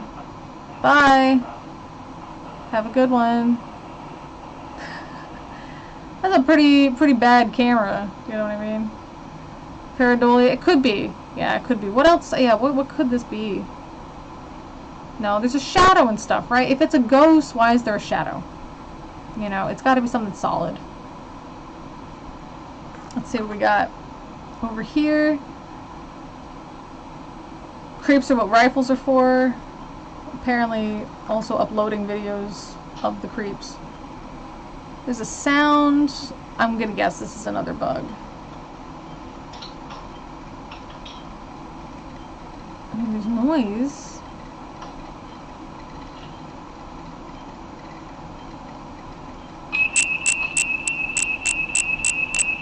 It sounds like a security thing went off. No thanks. Okay. So maybe there was somebody in the house. And it was just one of those bad bits of footage. Again, if it's a ghost, how is it interacting with something physical in the sense that it can trip this security camera, right? That's kind of weird. A ghost shadow, right? I think those disappearing videos are tests for special effects. They could be. They could be. Yeah, it could be the same as the other one. Straight up edited, one of the easiest effects to do. That's good to know. bicho, que é isso, mano? Cuidado, Judá. Cuidado, mano. Que é isso, mano? Mano, não tem nada. Caralho, mano. Que é isso, bicho? Caralho, mano. Mano, que é isso, bicho? Caralho, I mean, mano. it's Bora, weird. Deus me livre, mano. Vai, mano. Vai, mano. Vai, mano. Vai, mano. I don't know what they were doing, but it looks like some kind of police raid. In which case, that's a pretty good way to get rid of cops, isn't it? Like to have this set up where it could be anything, right? Slamming this door to get them out of your house, you know, or your place where you're stashing your illegal items, right? Could be windy, yeah. I mean, it looks like there's a lot of movement of that ribbon type thing. No drugs here, only ghosts. Yes, exactly. The clapper still exists. That's interesting. That is kind of fun. Another ghost with nothing better to do. Right, maybe it's like it's when the gang member protecting his buddies. I don't know. Yeah, just I mean, weird, sure, but you know why? It sounds like it stopped once they left. Caralho, mano, que é isso, bicho? And now I'm thinking maybe they're not cops, because look how this guy's dressed. Also, does anybody know what they're saying? Yeah, I mean, this is not how a police officer dresses. So perhaps a bunch of friends just doing this for fun, you know? This is something I would have done with my friends for fun. What happened to the other door? I have no idea. Police can be religious. Karens would. Karens would be a good way to deter some. Yeah, well, once we got away from the door, we didn't hear it. I mean, that door is pretty loud, right? So it's slamming. Okay. It just seems to be doing its thing, right?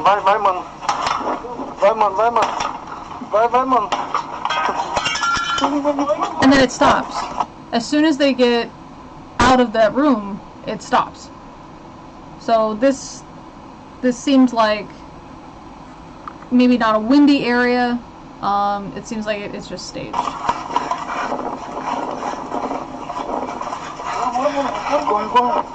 Yeah, and again, these are not, I mean, that's not police, that's not military, that's somebody who had, you know, found some camo pants, and maybe those rifles are fake, maybe they're hunting rifles. I didn't get a good view. What would you find convincing? Making some plans now. Right, yeah, try to think of something that can't just be easily explained. At least they believe enough to show up armed. I'm thinking it's supposed to be either somebody investigating a property. That's what it's supposed to look like. Maybe police, maybe military, maybe some kind of, you know, militia or something that's supposed to be investigating a property for some reason, and then they stumbled across that. I swear James Randi is sitting in the hereafter, shouting down at mediums, "My name starts with a J." Yeah, right.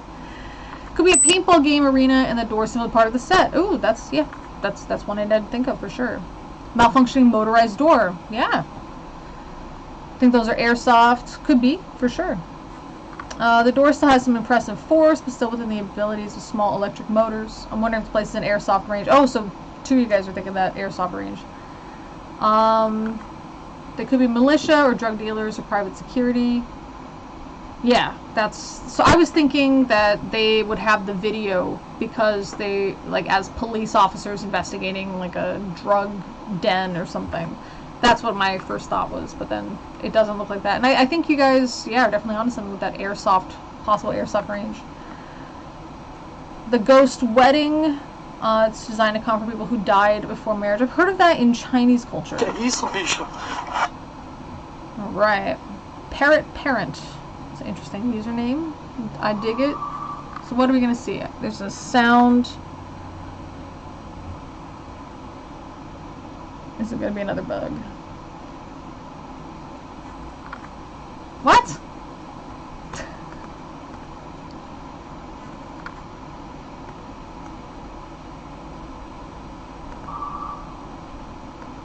The only thing unusual, I don't know if you guys can hear it, but it'll sound like a huh kind of sound.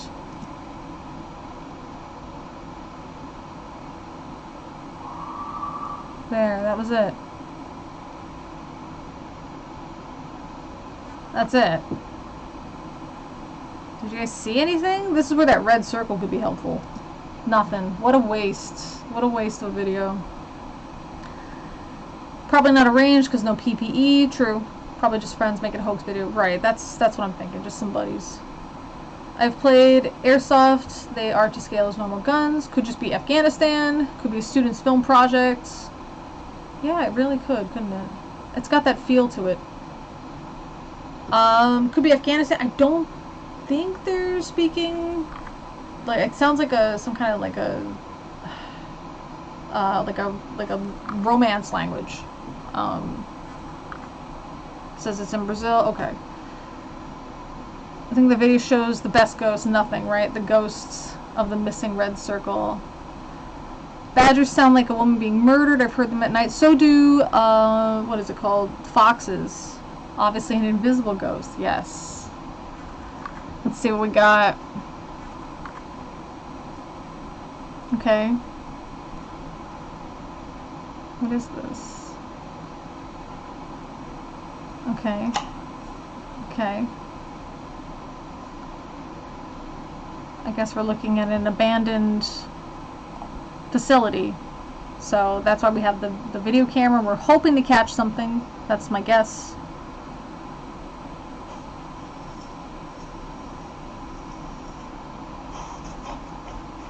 Okay.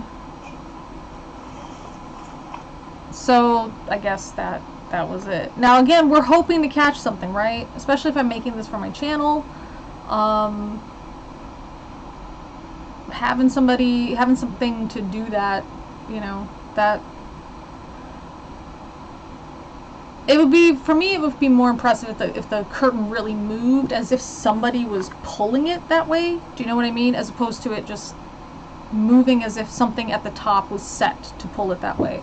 Like, if I was a ghost, assuming ghosts are real and that they are the souls of humans, I'm not going to go... My instinct wouldn't be to pull the very top of the curtain, right? It would be to push it open. So we would have this movement of the curtain pushing it open. We wouldn't have like this very surgical kind of movement. Curtain is so fake, all you need is efficient light. Right. Who goes into close quarters with large scopes? Oh, honey.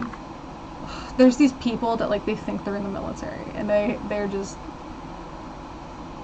The worst thing ever that I've seen was this video, I've probably talked about it before, where they had the Bangalore blade. You guys can check that out. Bangalore is like, you know, it's one word. The Bangalore blade, and they were showing it off, which was better than the Bangalore torpedo, which was like the previous version of it, to clear concertina wire. And I was watching, and I thought, cool, this is great, this is a great upgrade. And people in the comment section were like, this is so stupid, Silent Snake would never use this. Okay. Or Solid Snake would never use this, like, really. Slamming... I would like to see a door slamming and the knives flying. That would be interesting. Maybe the ghost is lacking mana. It's weak. It can't move the whole curtain. The poor ghost. Poor ghosty. Alright. Now this is a weird place for a security camera, but okay. 2021. That's pretty recent. Just last month.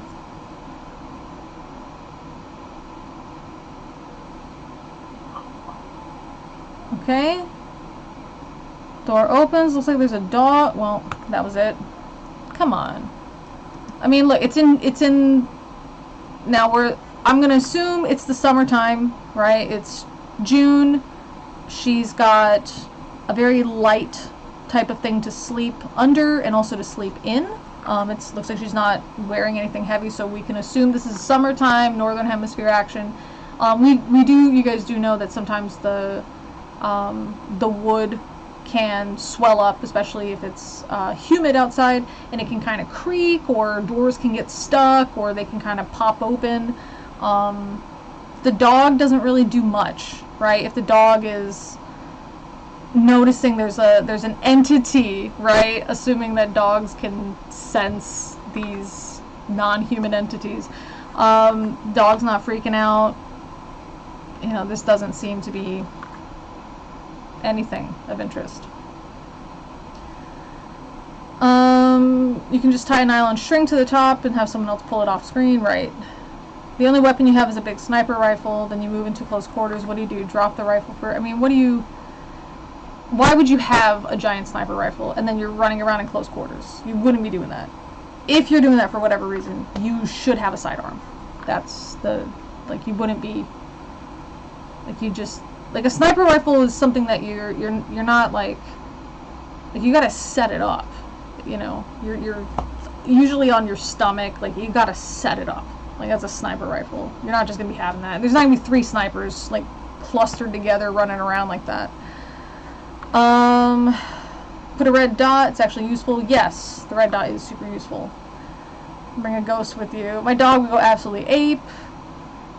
Yeah, this dog just doesn't care. Oh, hello, Mickey Mouse. What are we doing? What in the Chernobyl is this? Is this even a video? Is this a photo? Oh, it's a photo. Okay. Do you see it? There's a face kind of back here. Almost kind of looks like a clown. Like somebody looking through the window. I mean, you could just do that with your buddies. Hey man, wouldn't it be funny? Look at this creepy Mickey Mouse head. I'm gonna go take a picture laughing behind the thing. Just, you know what I mean? Like, this is... I would do that.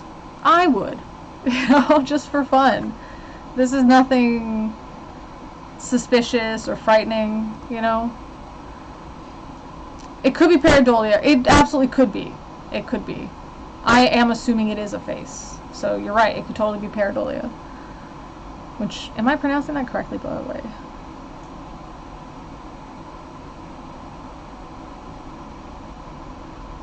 I think we're beyond the paranormal videos pay grade. That's true. Marksmen, at least in the Marines, marksmen are the lowest level of accurate shooting. Like below that, it means you didn't qualify on the range. FYI. But I don't know how that applies to snipers. I don't know how that applies to other branches of the military. I don't know how that applies to, like, hired guns. Okay, so there's a face here. I mean, this just looks... You know what this looks like? This looks like when your cousins get together and they start... Some of them start, you know, just being stupid and doing stupid things, and one of them is like staring at the TV for whatever reason, and then somebody took a picture of it. You know what I mean? It's like they got together, they're getting too drunk, or you know, that's what I'm. I mean, this doesn't look very. It just looks like somebody's face looking at this thing. You know, like, hey, I can see you, person sitting on the sofa, I can see you in the reflection or something, and then... Because why is this the photo you took? You know? Why is this the photo you took? Out of all the pictures to take, this is the photo you took. Your buddy, looking kind of dorky, and some candles that are not special on this old TV. I mean, this could have even been taken with film, you know? Why would you waste film like that? I don't know, it just doesn't, it just seems very weird. Okay, we'll check this out, and then after that, Otangelo, we'll go there. I'm in the Army too. I was in the Marines, not the Army, but do you guys have anything different for marksman? Is that a different thing? Looks like Osama bin Laden's home, yeah, no doubt, right? The designated marksman rifles are scoped AR-15. We had the M16, the M4, so I don't know if that's... I mean, that's what we had. Were all you guys serving in the Army? I mean, how many? Yeah, aren't AR-15s civilian things? As far as I know. We didn't have that. We had, again, the M16. The M4 was for infantry. They had that laser scope. We didn't have that. And then there's the M9, I think it was, and that's a 9mm. That's your sidearm. Or if you're a corpsman, or yeah, corpsmen have it, officers have it, and then the RP, the religious person who has to support the chaplain. The chaplain can't carry a rifle or any type of firearm, so the person who's like the chaplain's kind of helper, secretary almost, that person carries an M16 and an M9. So the chaplain doesn't get one, and you just got like this. I was asking the RP this, and I said, so wait a minute, you got to do both. And I said, so what are you doing? You're like, you got your M9, you got your M16, and you're just out there defending the holy word of God. And the chaplain happened to walk by exactly at that moment, and he just shouted down the hallway, "Praise the Lord!" Bless him. Bless the chaplain. I think he means designated marksmen and the guys who get more powerful rifles, like an MK14 with larger scopes, a step above the ordinary infantrymen. I wasn't infantry, so I don't know if they have... I don't know the MK. I don't think we had any MK stuff. We just had M. We had M4, M16, M9. So this may be different. The branches are different. So we don't all have the same stuff. Like I said, in the Marines at least, that is a bit different. Let's see. Never been in the military. You're working on it though. Yeah, I think we talked about that a bit. Just like weapons, don't have any beyond knives. Yeah, and I mean, I'm not gonna lie to you, I don't know a ton about weapons. I just know what we had. That's all I know. Let us see. Alright, so we just got this photo. Who cares, right? I mean, this is literally just your friends hanging out, just being stupid. Okay, I like how they zoomed in on it, like we didn't see what was going on. I mean, come on, what is this, a statue? Girl. Why are you wasting my time? Why are you wasting my time, girl?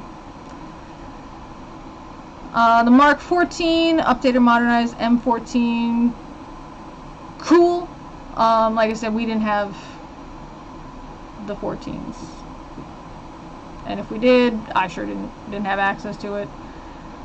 Gott mit uns was written on the belt buckles of German soldiers in World War II. Yep, but not sure what that has to do with anything. And Gott mit uns, if you guys don't know, just means God with us. Just notice this is a video on a news channel. Oh, it is. Oh my gosh. Good job, News Australia. Clickbaiters.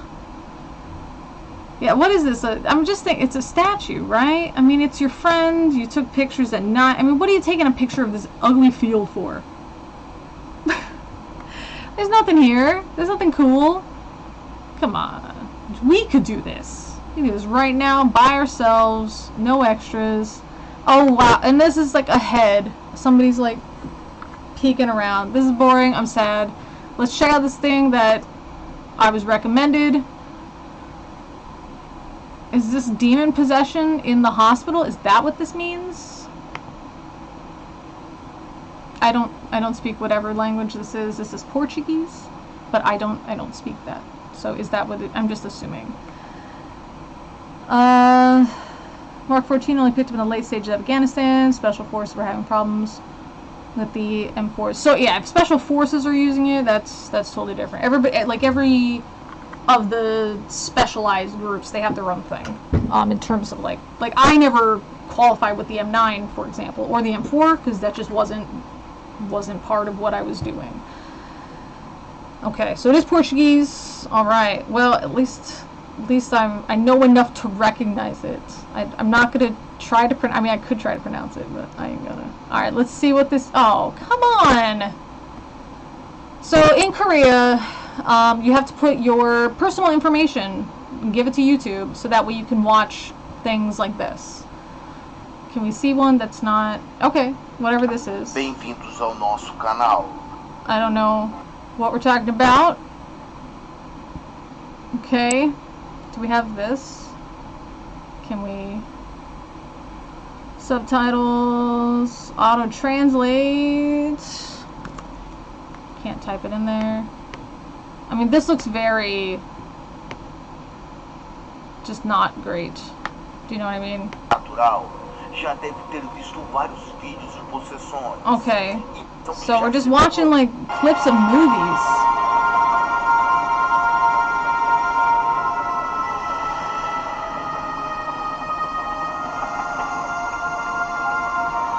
Now, it looks like they're holding some kind of liquor. It could be, religious, like, ritual liquor. Yeah, that's what it might be.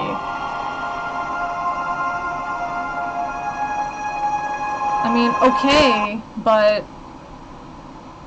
Now, when people have these possessions, I don't think they're faking it.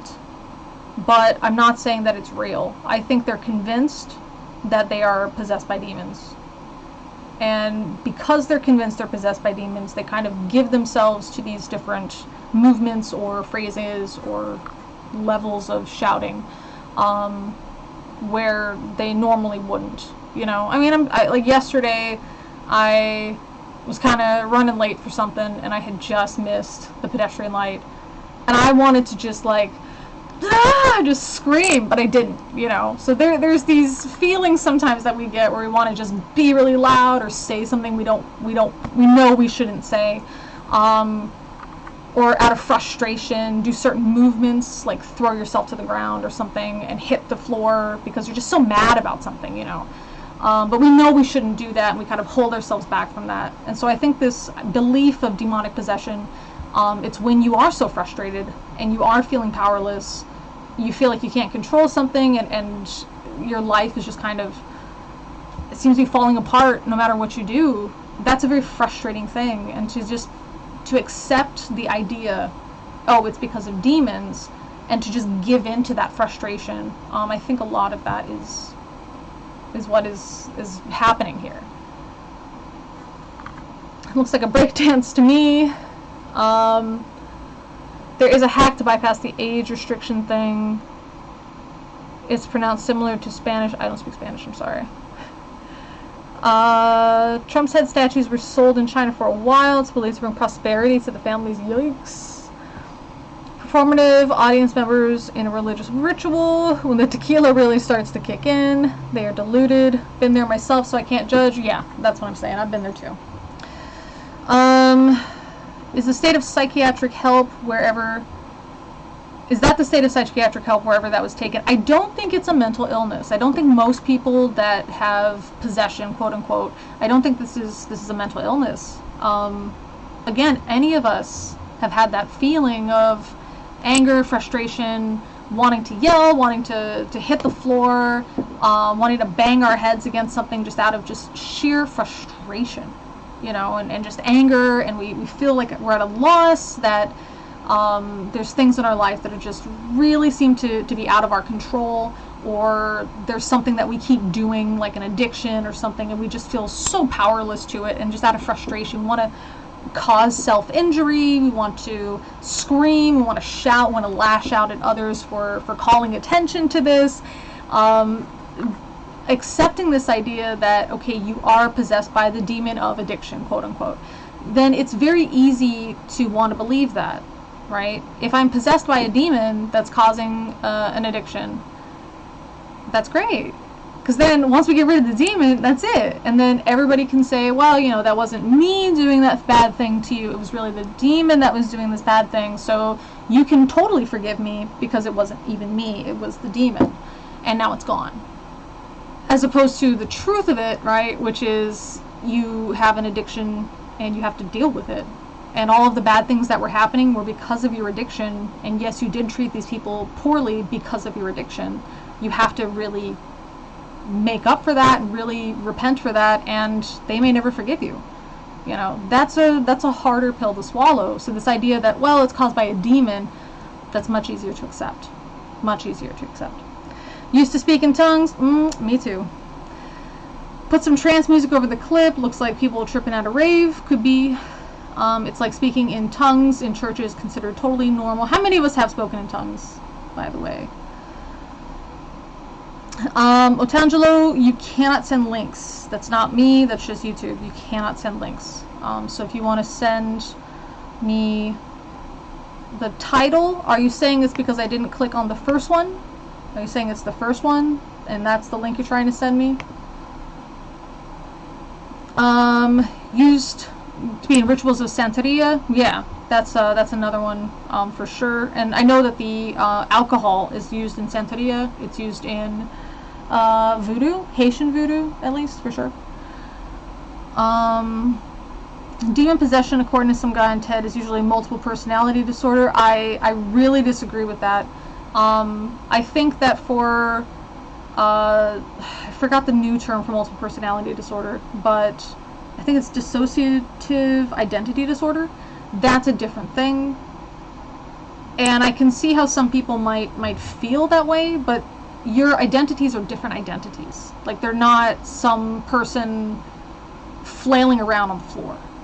You know what I mean? This is not a different, it's like a different part of your almost a different part of your personality. It's a separate individual in some ways. So if you see somebody, like if you saw somebody who was in an unusual personality that day for them, and you saw them at a store or something, you would not think this is unusual. The only way you would know that they're behaving in an unusual way is just because they have a different like or dislike. They're dressed a different way than they normally dress. But they're different identities. So you don't have like a demon identity that like snarls and spits and throws themselves on the floor and slams their head against stuff. So that, I would really disagree with that. Here in Germany, speaking in tongues is not a thing that's interesting. The demon made me do it sums up the personal responsibility, the part of personal responsibility perfectly. Yeah, that's true. Let's see. Public exorcism might be a social restoration ritual, attaching negative past behavior to an outside body and ritually removing it from the offender. I absolutely agree. Absolutely. If I have harmed people, and those people can see, because we all believe together in demonic possession, and they can see that this demon was exorcised, they can say, well, it's good to know it wasn't you being that person, it was whatever entity was possessing you. I speak Dutch, that's not the same as speaking in tongues. The thumbnail of the first video seems like a drug addict having a meltdown, probably a crack user. I mean, that's a very big, maybe you have a lot of experience with that, but just from a thumbnail, to jump to that, I mean, that could be a person who's just hurt himself, you know, and he's frustrated or angry or something. Like an epileptic episode, I don't think these are epileptic episodes. There are some instances that during a seizure, an epileptic seizure, having there's some people that have like a spiritual breakthrough.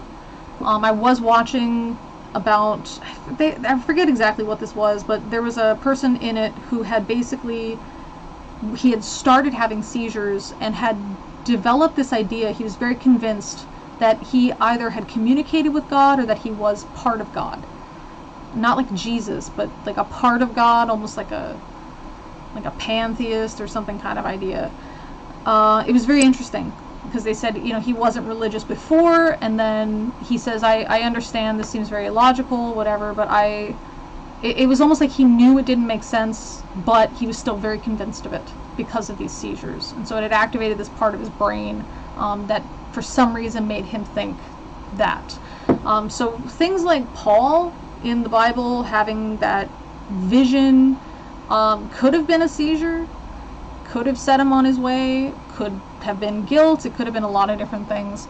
But I really, like, how much do you guys know about demonic possession? Like, how much do you know about the beliefs about it, how it manifests, and how it is exorcised?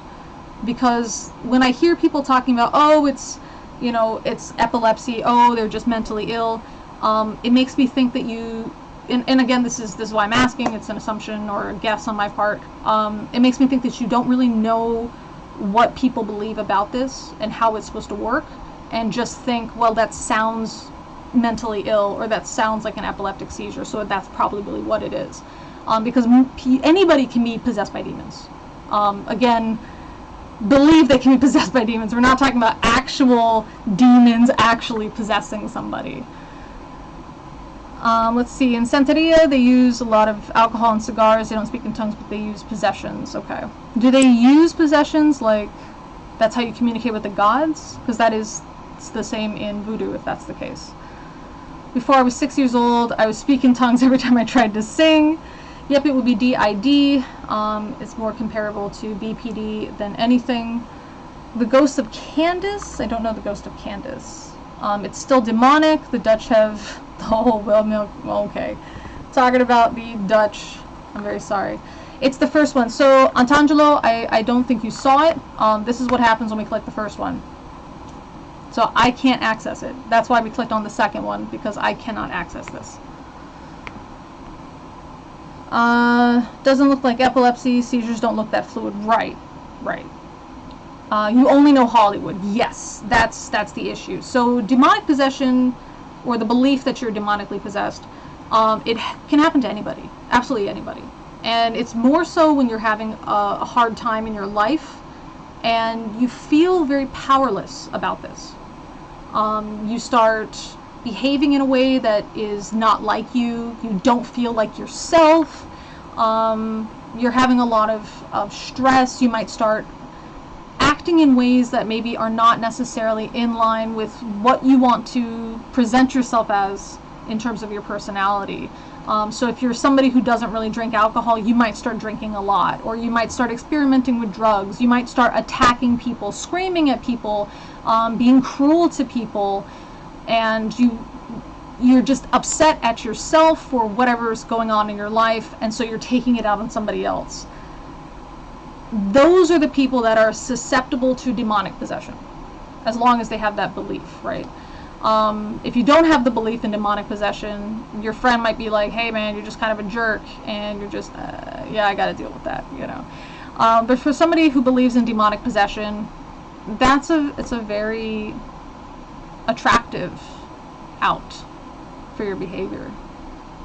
And everybody else that is around you that also believes in it, now they can't blame you because you were possessed by a demon. It's not you that was doing this. Let's see. Lee isn't 19. I'm not old enough. I know. No, it's because I don't want to put my personal information in here and send it to... I don't know, just that bothers me. That bothers me.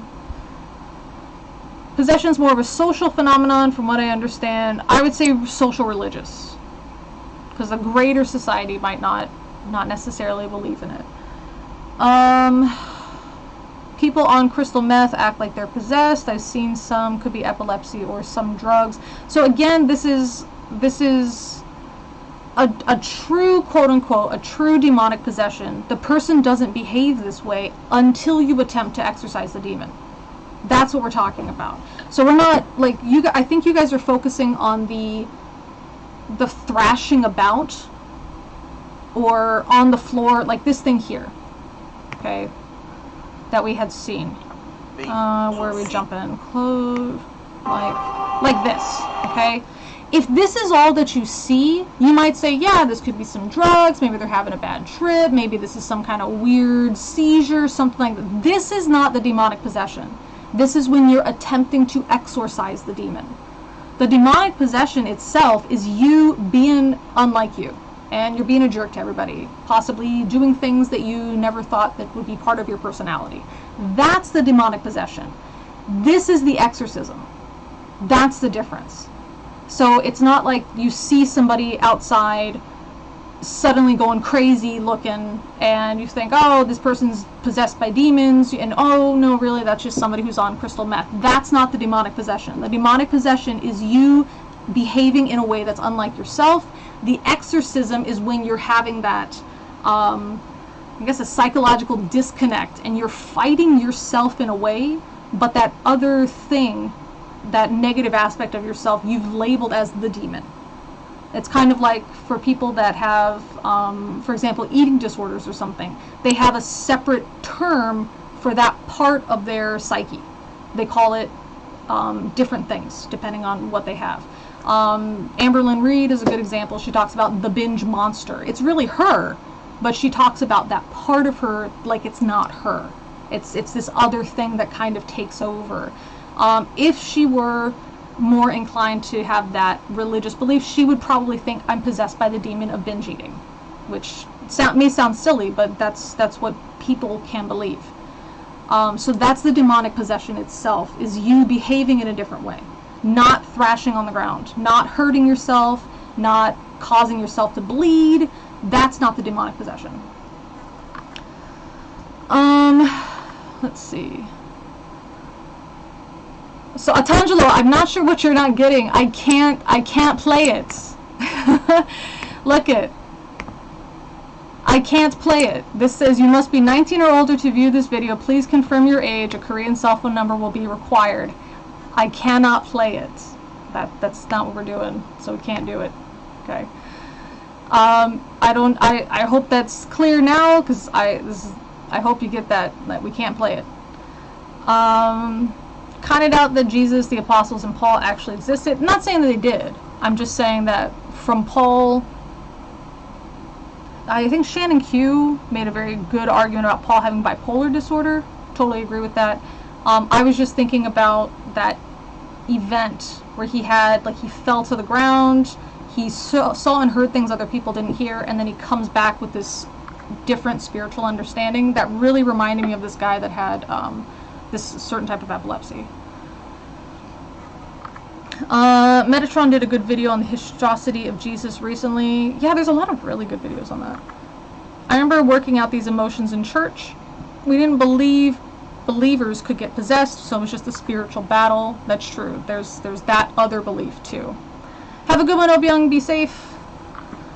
Some people are just jerks, and some have genuine mental illness. Religious communities keep the latter indistinguishable from devout believers, so they don't often get the help needed until it's too late. And again, I think we're talking about those big, famous ones, like, what was her name? Annalisa, who had died during an exorcism. I think the exorcism of Emily Rose was based on one of those types of events. Those, of course, are terrible. That's not what most demonic possession is. That's just not how it looks. Christ seems to be like a marriage of Messianic Judaism and Roman pagan mythology. Okay. If you could be a demon and possess people, would they gain your strength in the gym? They would have to. Otherwise, what's the point? Thanks for articulating the difference between possession and exorcism. Makes sense. I'm great. I'm glad that that is easier to understand. Yeah. If anybody's still convinced or is still confused, let me know. Bucifer, the demon of bench pressing. That would be awesome.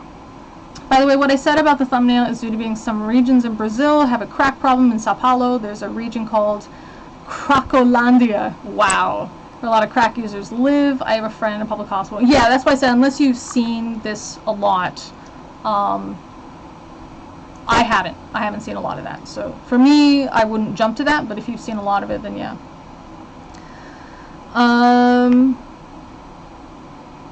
Funny how atheists are never possessed. And then somebody else says, I'm sure there's an apologist, has an explanation for that. Atheists go to hell anyway. No need for demons to possess them. Yeah, essentially. And also the idea that atheists wouldn't be fighting those sinful things that the demon is making them do. That atheists are all just sinful people anyway. So if I'm possessed by the demon of alcoholism, who cares? I'm an atheist and we sin anyway. That kind of thing. I wouldn't fight it. Not as much as died as tortured to death by a priest and her family. Also true. Yeah, I mean, Annalisa really, really needed help. But again, that's one or a handful of those issues among countless ones. Let's see if we can find that guy. Pastor. I think we watched it in the demonic possession video. Pastor, exorcise, demons, evangelical. I don't remember his name. It's this guy, though. We watched part of this. I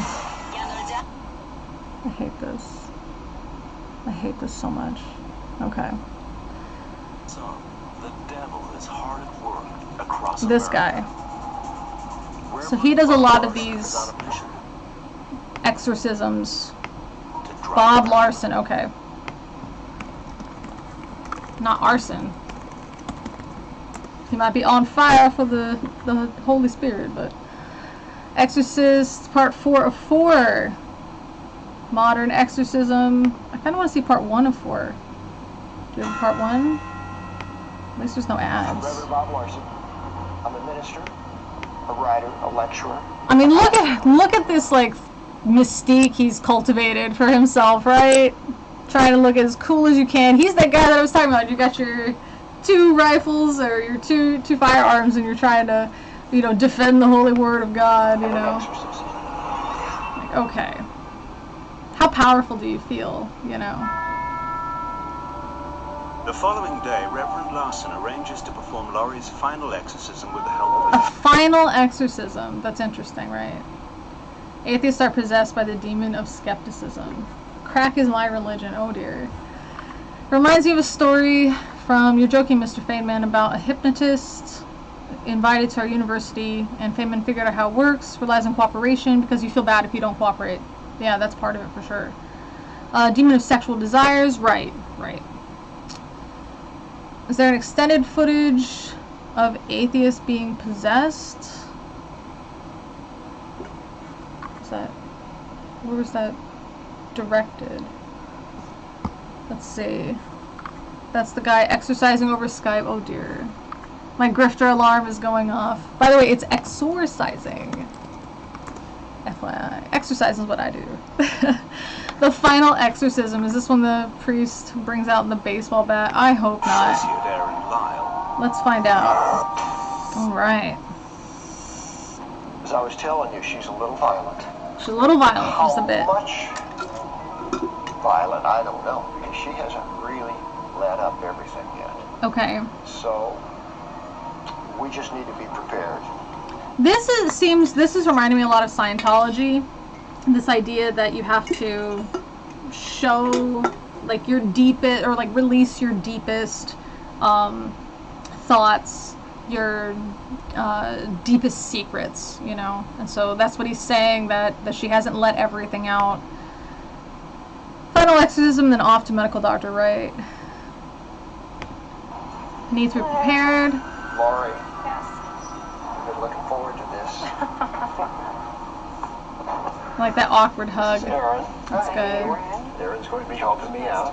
How come she doesn't hug Aaron? Come over here between us. Okay. That way,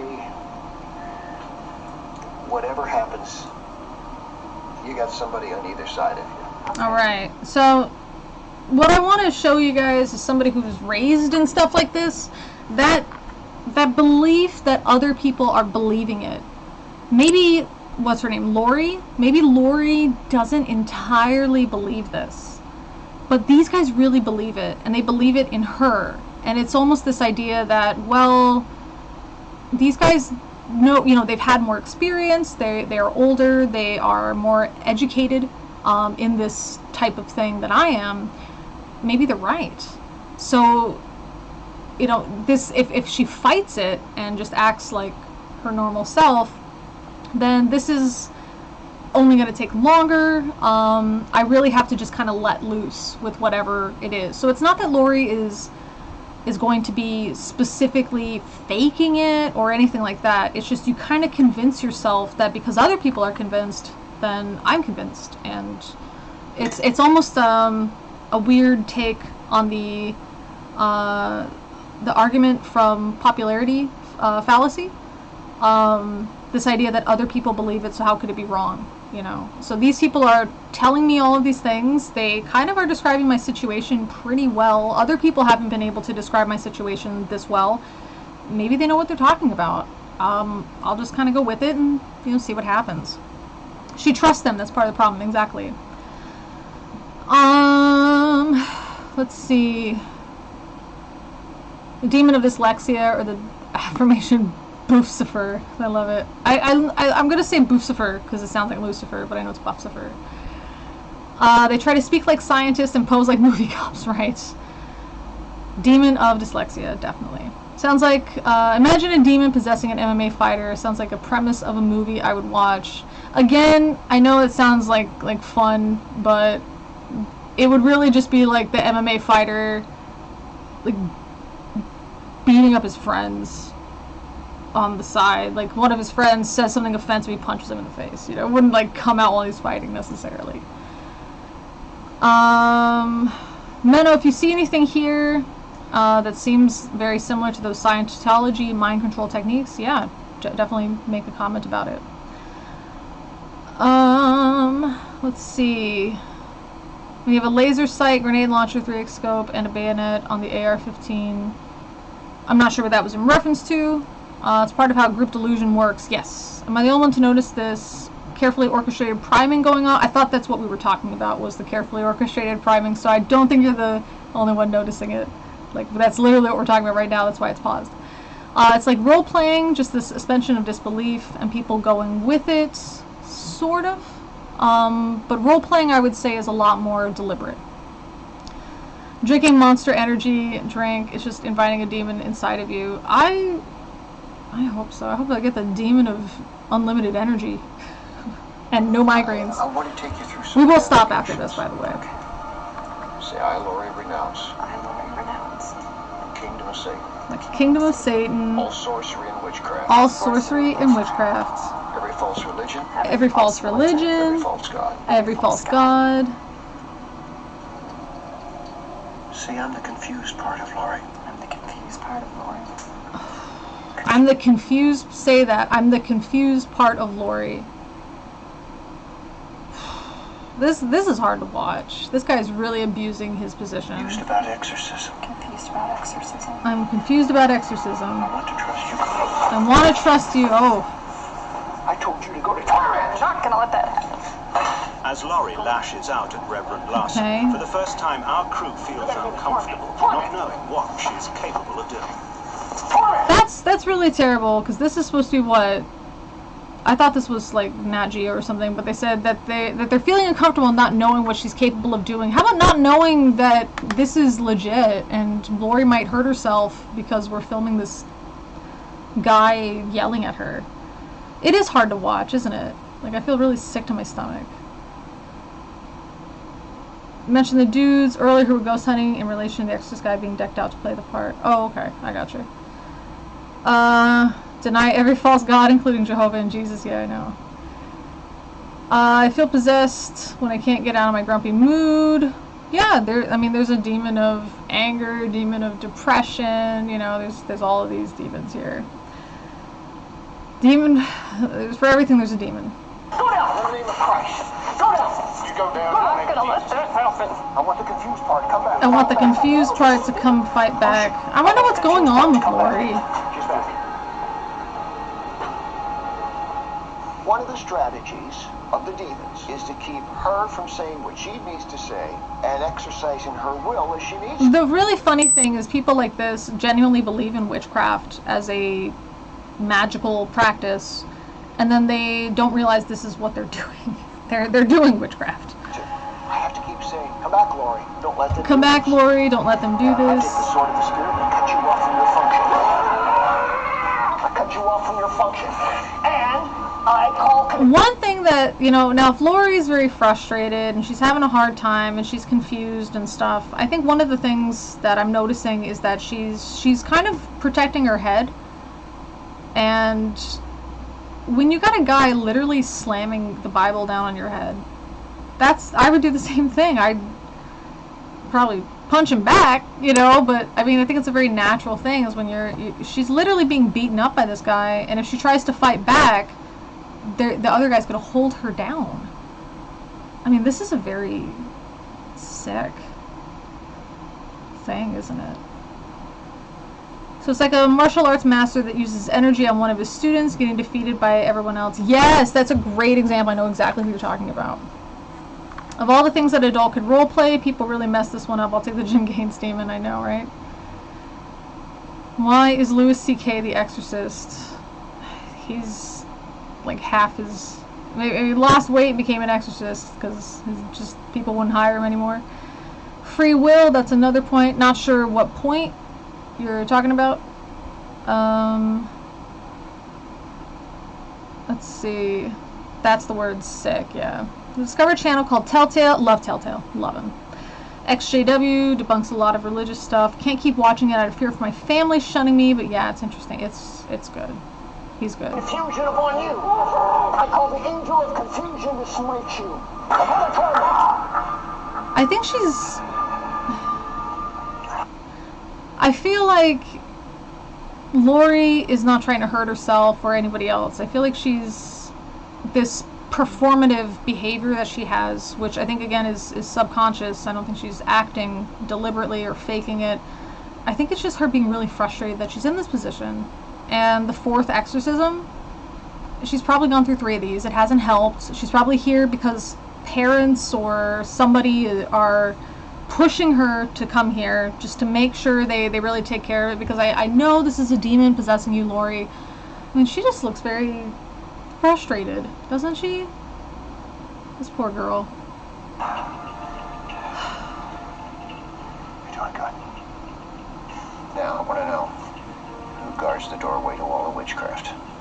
Oh. Chief. Chief. Chief. Chief of whom? Wolf. Chief Chief Wolf. of the Wolf. Say I, the Chief of the Wolf. I, the Chief of the Wolf. I almost feel like she's just saying something that, so I guess whatever witchcraft or something she was in, again, witchcraft is just, it's literally just like an old way to either use psychology or learn about plants and like their healing abilities or poisoning abilities. That's it. That's witchcraft. So this idea that I feel like somebody must have pushed her into this and convinced her that whatever she was doing is evil, it's bad, it's witchcraft, which I didn't know they were going to talk about this. So it was kind of funny, because the thing that this guy is doing, he believes he's doing, that would be akin to magical witchcraft, you know? Poor thing. She's being convinced that she's possessed and acting like it's true, exactly. Instead of helping, they're traumatizing her. She clearly needs a psychiatrist. What really got me was that he's screaming at her, he's hitting her, they're holding her down, and she's on the floor, cowering, covering her head. And then they bring her back up, and he pulls her shirt down, like to help her, and he tells her that she's doing a good job. That I found very, like, manipulative. Maybe there's a stronger word I'm looking for, but this idea that I'm going to hurt you, I'm going to make you uncomfortable. No, I'm here to help you. You know, that's, ugh. I mean, that's very Christian, isn't it? You're bad, you're terrible, you're disgusting, you're horrible, you're born with original sin, you deserve to be tormented forever, but I love you. You know, that's such a, oof. Let's see. Appreciate Telltale. He's still in that angry at the past mode. I left that feeling about 5 years ago, trying not to rekindle that in myself. I think he has every right to be angry at this point, because he's still dealing with it, and some people, he had to leave where he lived. He had to move to another state because people were targeting his family, like his child. You know, I don't think he's mad at his past. I think he's mad at what's still going on. Isn't the demon supposed to make her stronger? It looks like a setup. She'll probably sign some legal papers before the show to not keep the organizers liable for any injuries. Possibly, but again, even with a demonic possession, there's no, like, for the exorcism portion of it, it could be anything. It could be you sitting in a chair and spitting. And then that's it. You're just sitting in a chair and spitting. It could be you pulling at your own hair or pulling at your clothes. There's no, like, the idea that it's supposed to make you stronger, that's a Hollywood thing. That's just a very Hollywood thing, that you're supposed to be throwing whole adult men across the room as like a 6-year-old little girl. That's a Hollywood thing. The way that people respond to exorcisms just totally depends on them, you know? If it's something where they speak a lot of bad things, like they're saying hateful things to people, they're spewing abuse at people, then during the exorcism, they might just start spitting. Some people start vomiting. It's not like a projectile vomit, it's like a foam that gets kind of vomited up. That's because they're talking about what they do. If they believe it's a demon of like sexual perversion, they might start ripping their clothes off. It's really dependent on the person, what they're being exorcised for, that kind of thing. So it's not like, you know, climbing the walls, twisting your bones, breaking your bones, smashing windows open with your forehead. It's not like that. That's not what that's a very Hollywood way to do it. Jonathan, I agree with you. It is, but you do have to be careful with the words that we use have to be safe for minors. So if you can rephrase that, but I see what you said, and I agree, but we just have to rephrase that. I think he needs more than psychiatrists. Darren Brown with the Kung Fu students. I haven't seen Darren Brown do the Kung Fu students, but I have seen the Kung Fu guy. His anger is totally warranted. Expressing repressed things, perhaps. Renounce. My powers. My powers. Yeah, there's no powers. Great evil. Say it. So this is the thing that's really interesting, is that normally we're talking about sins that people can see as a tangible sin, like using drugs, beating your children, something along those lines. This is witchcraft, which isn't even real. It's only real to Christians, Muslims, and some other types of believers. I think Hindus also believe in it. There's a lot of different groups that believe in it. Like you make a pact with a negative deity, and now gain powers to harm people. That's what they believe is witchcraft. Again, witchcraft is like, oh, this herb is good for my stomach. Oh, this herb makes people, you know, have a headache. Like that's what witchcraft actually is. So this is a sin that doesn't even exist. Like in reality, it's just within this. And so this idea of like renouncing my powers and I did a great evil, nothing actually happened. And that's what I think is very twisted about this particular exorcism. Say it. Stay with me, Chief of the Wolf. Say, I did great evil. I did great evil. To my people? To future generations. Generations? I don't want that power. I want the great spirit of God. Great spirit of God. Look at me. It's interesting that God can't help her unless she asks for it, right? So it's a very strange thing. And again, it's that whole idea of like manifesting, like verbalizing stuff and manifesting things, which actually is part of witchcraft. It's just a psychological thing, saying things like, and people do it there, you know, today, like with diets, you know, instead of saying, I can't eat pizza, they'll say, I don't want to eat pizza. I don't need pizza. I can eat pizza if I want to, but I don't want to. That kind of rephrasing of something can push you in a different mindset. That's what manifestation is about in actual witchcraft, quote unquote, not this magic concept of Satan and everything that they have here. But that's what they're doing here, which is so funny. They're trying to get rid of fake witchcraft by doing real witchcraft practices. Very strange. Very strange. Let's see what we got in the chat. I think exorcism causes too much physical stress. I know there was an exorcism where the man died because heart attacks, panic attacks, etc. Sure, absolutely. But if you're in this religion, you would almost believe it's better for the person's soul to die during an exorcism because they're trying to reconnect with God than it would be to live without the exorcism, which means they're demonically possessed, and then when they die, they go to hell, which is terribly sick. I know. No, don't worry about it, Jonathan. Let's see. I don't know why this is blocked, but I'll go ahead and show it.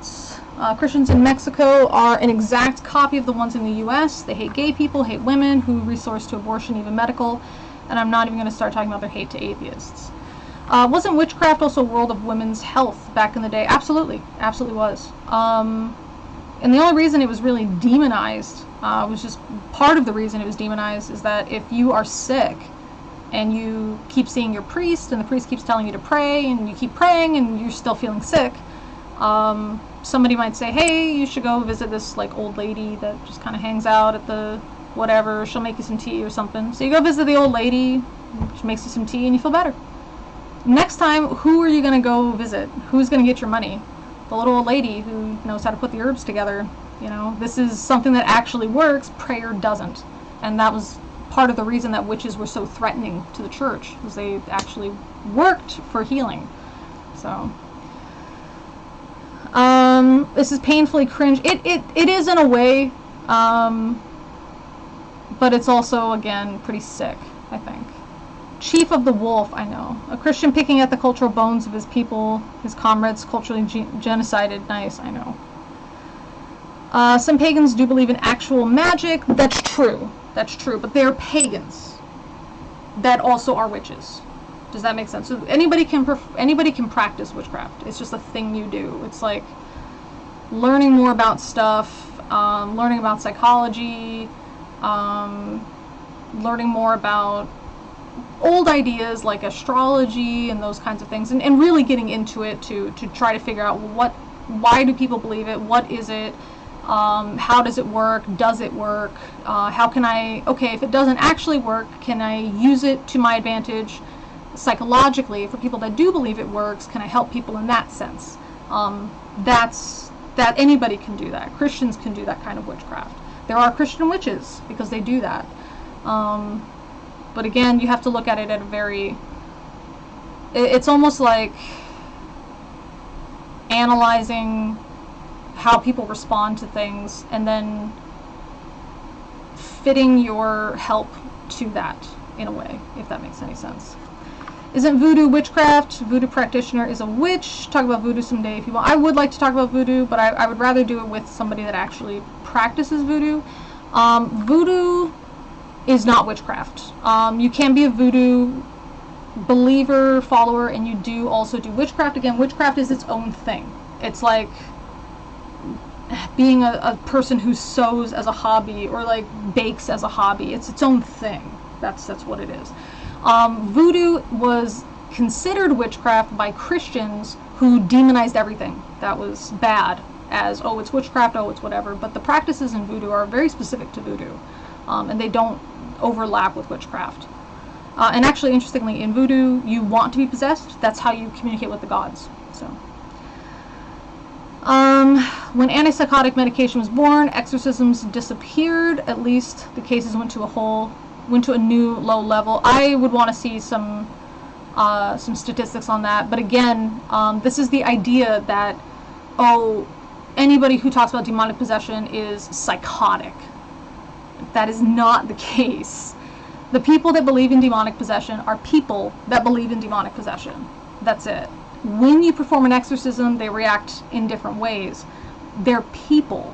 Some of them may have a mental illness that contributes to this. Most of them do not. That's what we have to remember. These are just people at a church.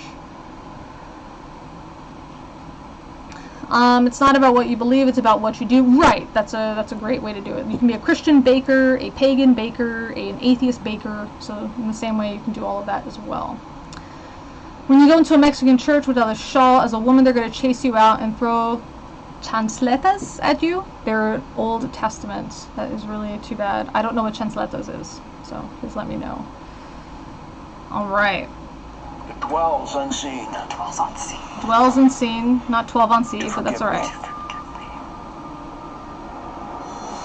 up, wolf.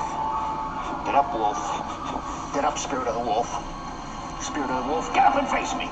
I feel like what's happening here, and again I might be projecting, this part where it's like, do you forgive me? She's looking at him for approval, but I think she's really looking at him as a stand-in for whoever put her up to this, like her parents, for example. Do you forgive me? Because she whatever is going on, she probably didn't come here of her own volition, right? She's probably heavily pressured to be here. That's the kind of feeling I'm getting. Because again, anyone who actually practices actual witchcraft, they know it has nothing to do with magic and demons and all of this other stuff. So I don't think, I feel like it was a social pressure. If it's something like they felt really guilty about doing drugs and abusing somebody, that's something you might think, well, maybe it's a demon, I'll go in and, you know. But usually demonic possession is, as a concept, that's put into your head. Because you think you're doing a bad thing and somebody else might say, well, what if it's a demon, right? You want to blame yourself, as you should, it's your own behavior. But somebody else kind of puts it in your head. And so whatever she was doing, like even playing Dungeons and Dragons, again, I haven't seen the other part, so I don't know what Laurie's witchcraft was. But this Chief of the Wolf and stuff, I mean, this is, she wasn't doing any witchcraft. And if she was, she wouldn't be here. You know what I mean? She's asking, can you forgive me? That's what she's asking. And then when we get here, Get up, wolf. she's like laughing about it. Do you see?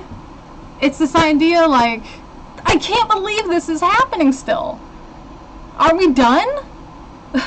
I said, God, come here. Chief of the Wolf, go away. I want, you know, whatever. Can you forgive me? And this is still happening. And she's frustrated. What else do I have to do? Not laughing like making fun of the guy, but more like laughing in disbelief, like this is actually happening? Let's see what you guys are saying here. It's a sandal, okay. Throwing, swatting the chancletas, is that how you pronounce it? Chancletas? I don't know how to pronounce it. Is common punishment in Hispanic culture, gotcha. I don't know what I was thinking, but I lost it. I have to be more skeptical. How do we know she's not a paid actress? Did I miss something? She could be a paid actress. That's fine.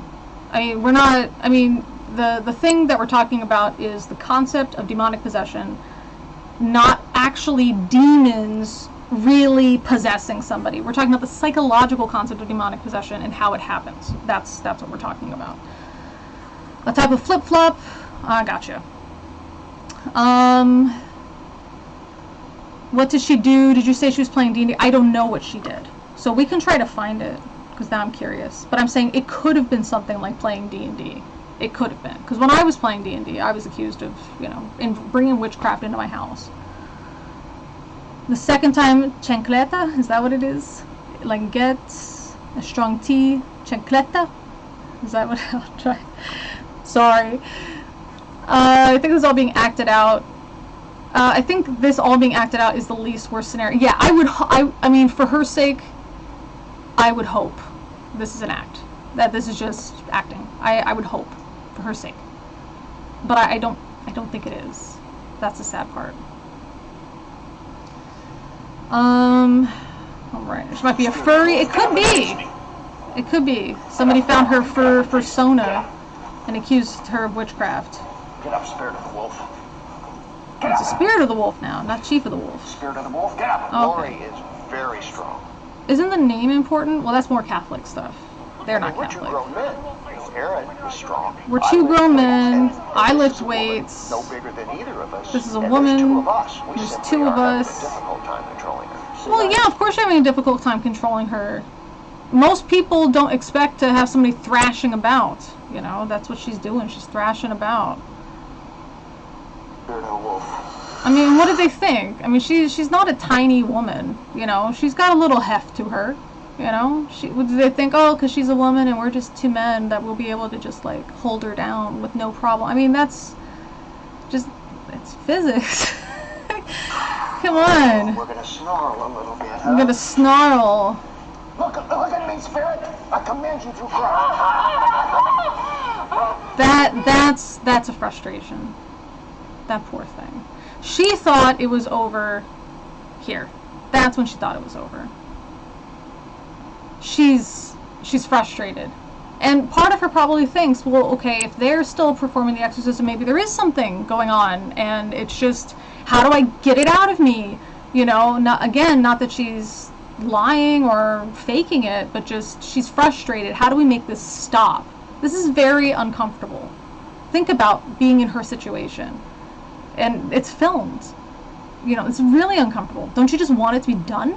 And let those people that pushed you into getting this exorcism accept you again? I mean, it's very sad. I play D&D right now. Remember the 80s, the Christian right being super anti-D&D. Yeah, because that guy's character died. He wanted to kill himself. But I mean, the 80s was all satanic panic.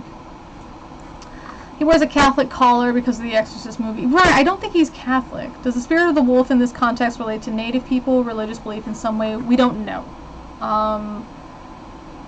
And it's the chief of the wolf, whatever the hell that means.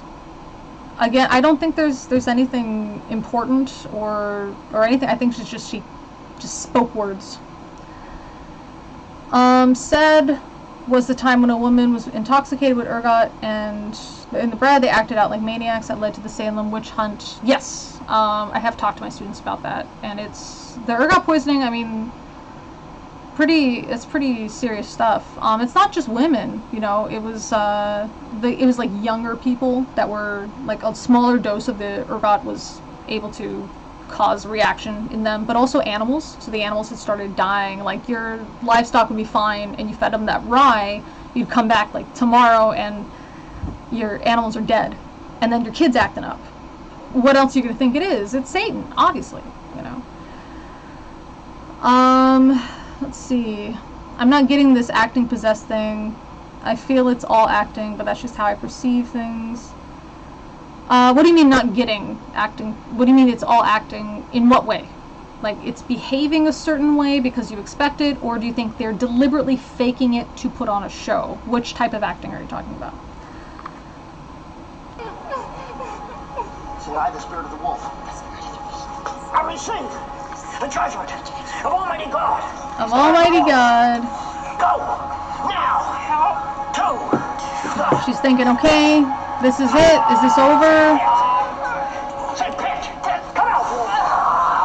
Say pit?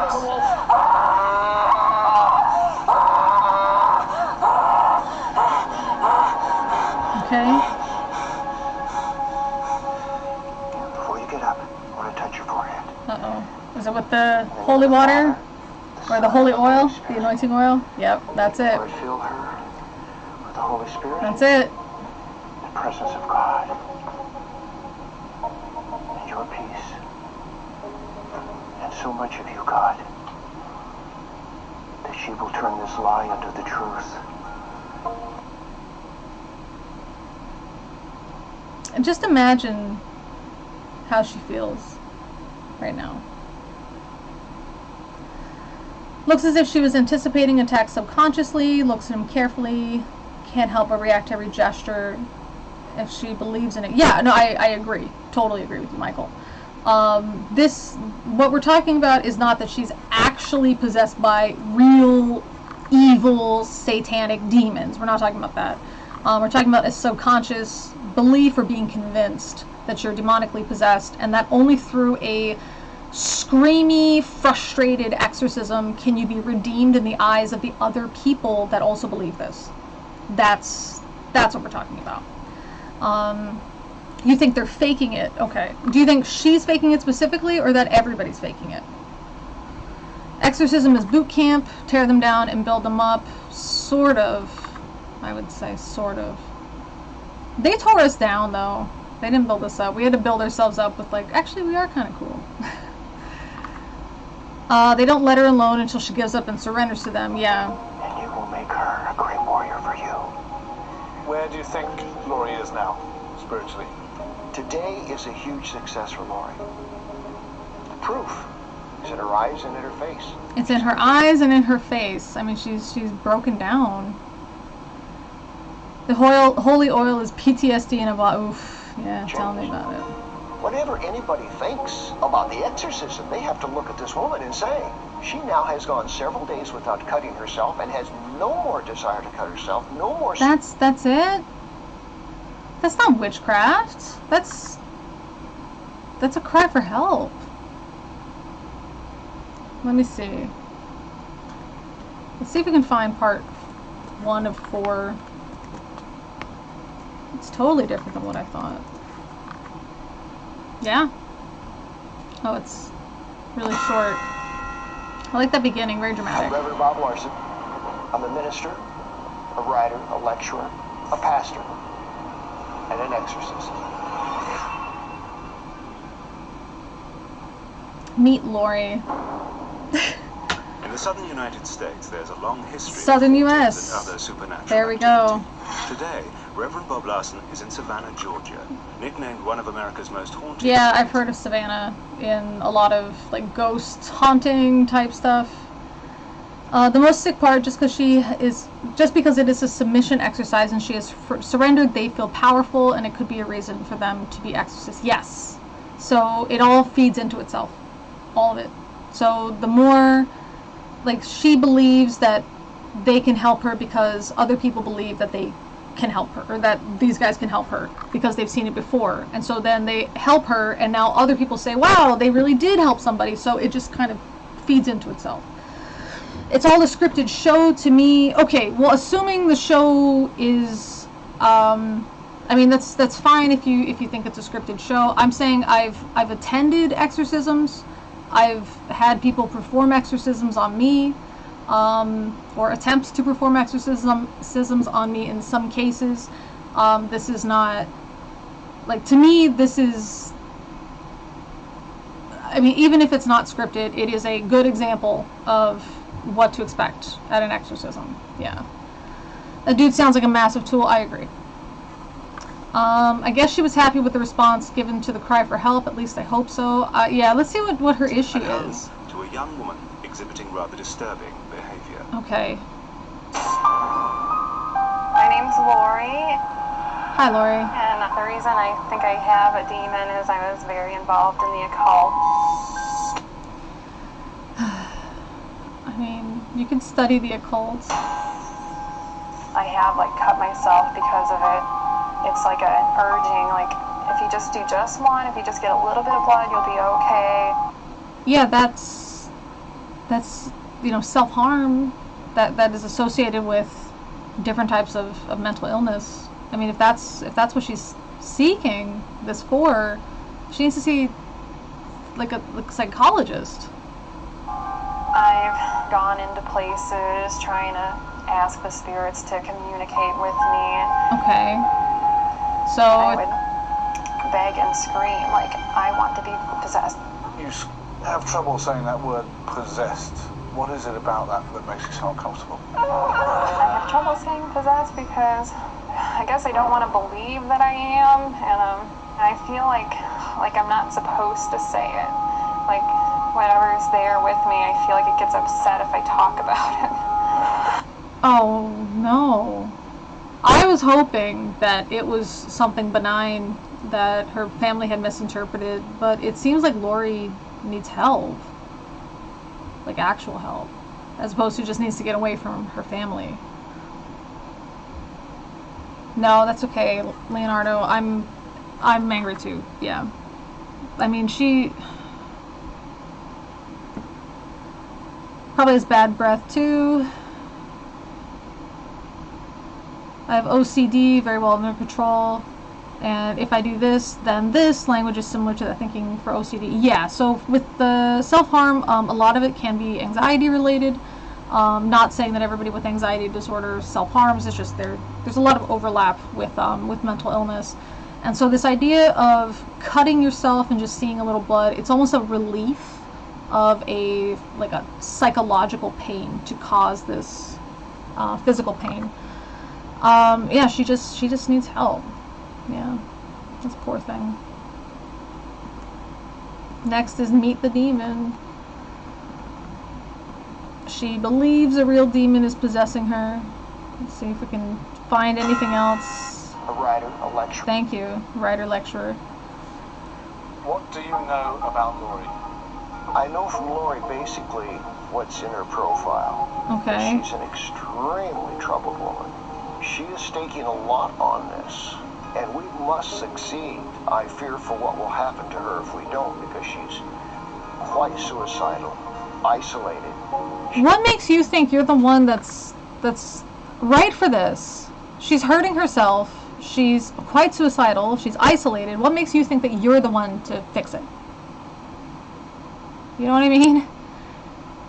Like if somebody came to me and they were like, hey, I heard that you help people with weight loss or something, and I'm like, yeah, sure, what's up? And they say, you know, I'm feeling like if I can't lose the weight, I'm just going to end my life, and I've been cutting myself to try to cut my fat off. I'd be like, whoa, I'm not the person you need to talk to. You need to talk to a psychologist first. Once you get that squared away, then come talk to me and we'll help you out with that weight loss. You know what I mean? Like, this is life or death. And imagine now Laurie going through all of this. It doesn't fix anything, right? It just might make it look better in the eyes of other people, but it doesn't actually fix anything, especially if it's not like a temporary thing, it's some kind of mental illness. So it's going to happen again. And now she's going to think, great, I'm so bad and evil that these demons have come back to me. I've somehow allowed them back into my life. There's nothing I can do. There's no hope for me. Even this great exorcist couldn't help me. I'm a failure, I'm a loser, and just might end it. You know, this is not a simple situation. Cutting releases endorphins, yeah, absolutely. So many unhealthy mechanisms installed in people's minds. He's leaving after the show, not really helping with the isolation. Yeah, exactly.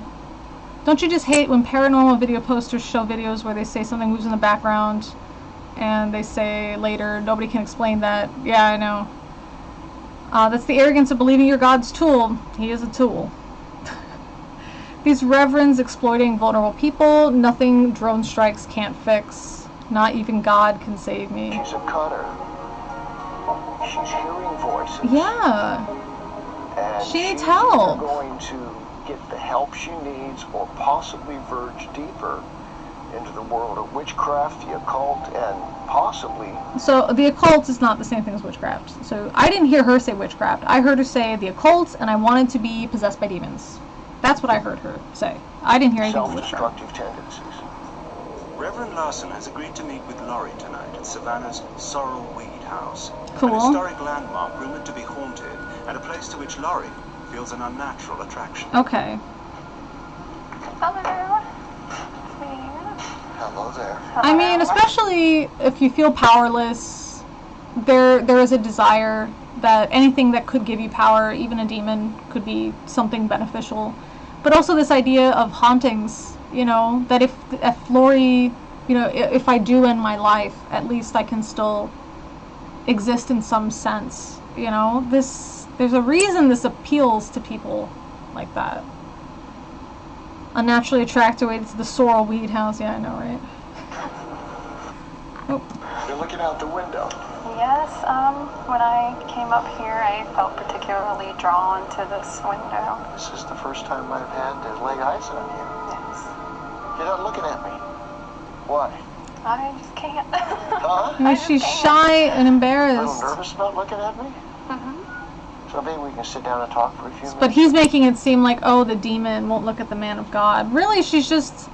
Of course she's not going to look you in the eye. Like, given all of the brief little bit that we know about her, she's not going to look you in the eye. Of course not. She's got issues with self-esteem and stuff. Like, that's... Because you're creepy, yeah, that's also true. That's her safe space, typical for vulnerable people, yeah. To get through here, before I ever can meet the real Laurie. How much at the end of your See, rope now she's looking at him. contacted me? I was struggling to make it minute to minute. So it looks like she contacted him. Don't know if anybody put her up to it. Take my life.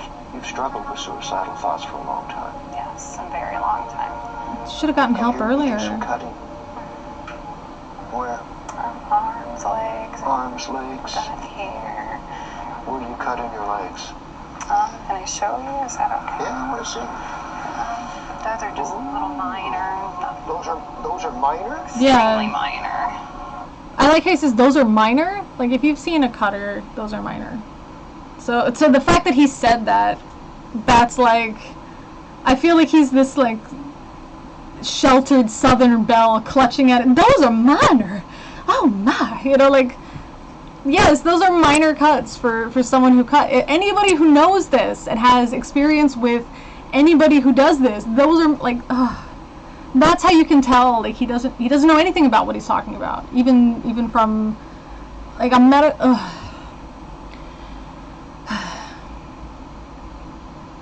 And where's the real bad news? This is all from one incident when I had gotten into an argument with somebody. Of course. One of these days, the voice will have you cut in a place. It's tried a lot. So deep that you will be dead. Do you want to die? This business about telling the devil he could have you. What did you say? I mean, even crying there, telling the devil. I mean, first of all, it's embarrassing, you know, to have somebody bring that up. But also, it's embarrassing that you felt so powerless, that you reached out to something like the devil, right? If she doesn't believe really in the devil, that's embarrassing. But if she does believe in the devil, that's also embarrassing, you know, to reach out to the devil. What did you say? God to leave me that I was so much, like, in awe of the demonic. You were in awe of the demonic? In awe of the demonic. And so you said, God lead me, Satan take me. I mean, to be fair, a plain reading of the Bible, Satan's obviously your buddy. God is not. You know, those scars won't last 10 years. Right. I mean, these are, not saying that her cutting isn't a serious problem. Obviously, they can get infected. Of course, the fact that she's causing self-harm when she is feeling terrible, you know, of course, that's a problem. But this idea that these are major cuts, you know, because he's just, like, is that how little experience with this guy's even had? He didn't even Google cutters, you know, Google self-harm. Like, you could have just Googled it and in 2 seconds found out there's, like, levels of severity, you know. Yeah, God will mess you up. Just ask Job, exactly. Satan seems chill, right? Yeah, pretty much. I anoint you in the name of the Father, the Son, and the Holy Spirit. So he's putting oil on her head. I don't know if any of you guys are familiar with this. I know some of you probably are. This is not the same as that Catholic thing. I don't even know the right way to do it, but it's this thing of, like, anointing somebody with oil. Part of it has to do with Jesus was anointed with oil, or it's very loosely related to the Bible. So they pray over this oil. it becomes like a holy oil, and then you anoint somebody with the oil in the shape of a cross on their forehead, specifically forehead. Sometimes they'll put it on the wrists. You're going to pay Satan for what you're doing to this woman. I'm going to find you. Do you understand me? Now again, she doesn't want to hurt herself. She doesn't want to die, right?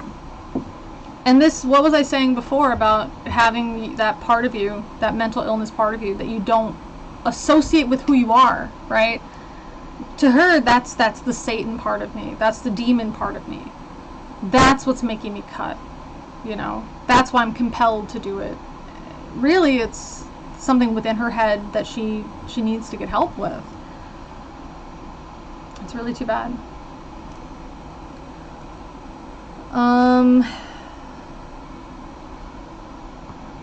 Satan is more like a mix of Prometheus and Loki. Sort of. I wouldn't even say as much Loki. I would say more Prometheus. He's giving her excuses to cut herself deeper in the future. He shouldn't talk like that. Yeah. You're right. She needs psychiatric help, not a goof preaching magic, assuming this is real. Right. But even if this is totally scripted, it's based on what actually happens during these types of encounters, you know. So even if it's fake, it's at least accurate fake. You know, it's a good representation of what's going on. Also, the whole production team behind this, not a single person did some research. I know. Isn't that disgusting? Oh. King David was anointed with oil, Saul before him. Yes, definitely true. I was just, the way that we were always talked about it, it was about anointing Jesus' feet. Like the prostitute that anointed his feet. I don't know why. It's just the oils, like precious oils and stuff, have been listed in the Bible. That's the only reason, Rick. It's probably scripted. It could be, like I said. I'm not denying that, but I am saying, even if it's scripted, this is a good representation of what actually goes on during these things. That somebody with clear, obvious red flags is totally ignored in terms of mental health help, and is instead subjected to this. I'm going to find you. So. Put out your arms. According to the Roman ritual of exorcism, a person who is possessed often has an aversion to anything holy. In Laurie's case, our crew is taken aback by her reaction when Reverend Larson shows her his cross. Okay, now notice she's gonna have a reaction here. Okay, whatever. But he anointed her with holy oil in the shape of a cross. She didn't have a reaction. Right? But this cross, especially the shining cross, that is more associated with something to have a reaction to.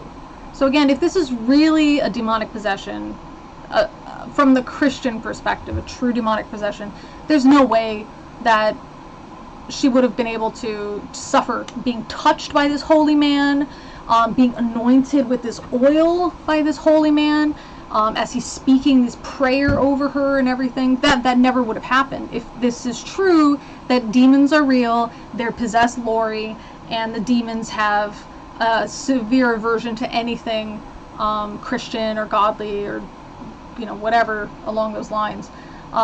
So the fact that she reacts this way, again, if it's not scripted, this is just, she expected something like this, especially when he holds it up in her face.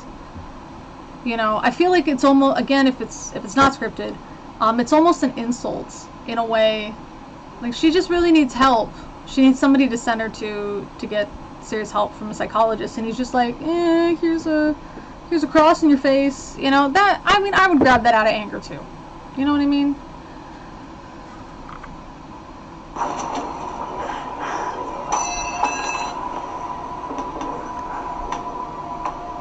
Go down, Satan, go down. When I want you, I'll call for you. When I want you, I'll call for you. Go to torment. As I was working with this, I don't know what it said. It translated as coffee, but it wasn't coffee. Tried to come forward. This fragmented part of her that believed she needed to be punished and was behind the self-cutting.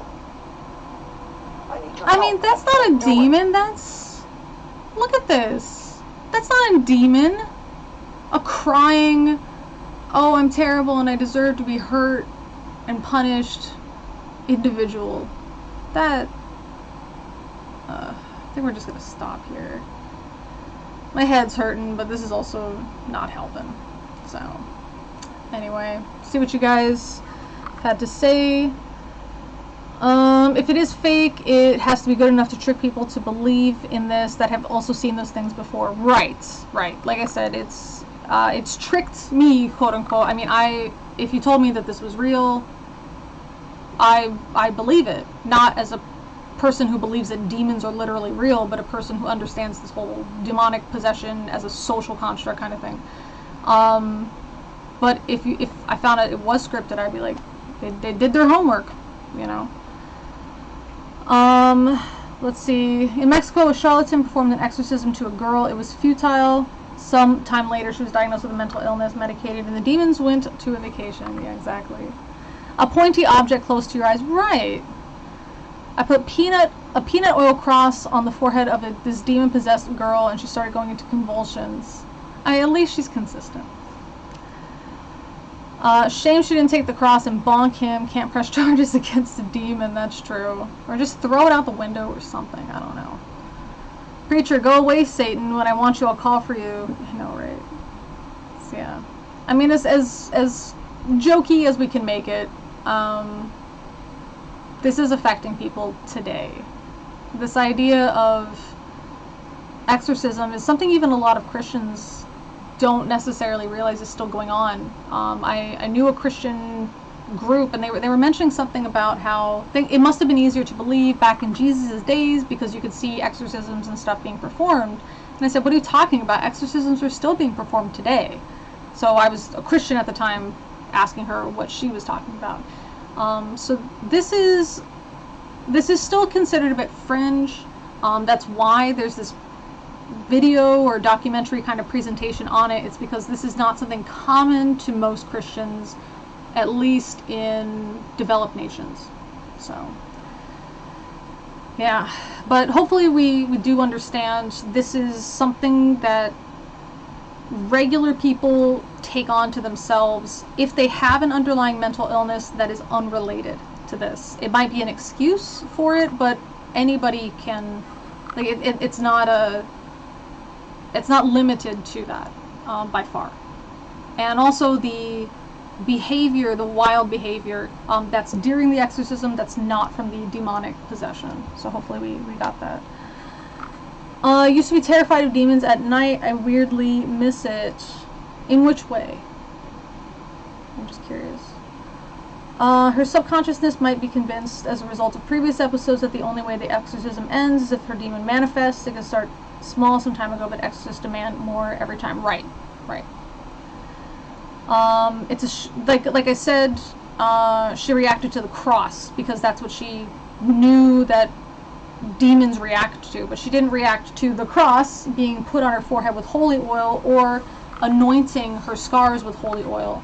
So it's inconsistent with if demons react to Christian lore, but totally consistent with what you can expect from an exorcism. So it's sort of like the stigmata. When people show the stigmata, a lot of them will show the stigmata where their Jesus was nailed. So if there's a lot of through the hand stigmata, or through the hand crucifixion in their iconography, then this is where they get the stigmata. But if it's through the wrist in their iconography, this is where they get the stigmata. So it's one of those things where it's only based on what they understand, and it changes depending on where you go. So it's pretty interesting. What's that in my wrist? Oh, these holes? No, this is just like UV sleeves. Yeah, and there's a hole in there for my thumb. So that's all that is.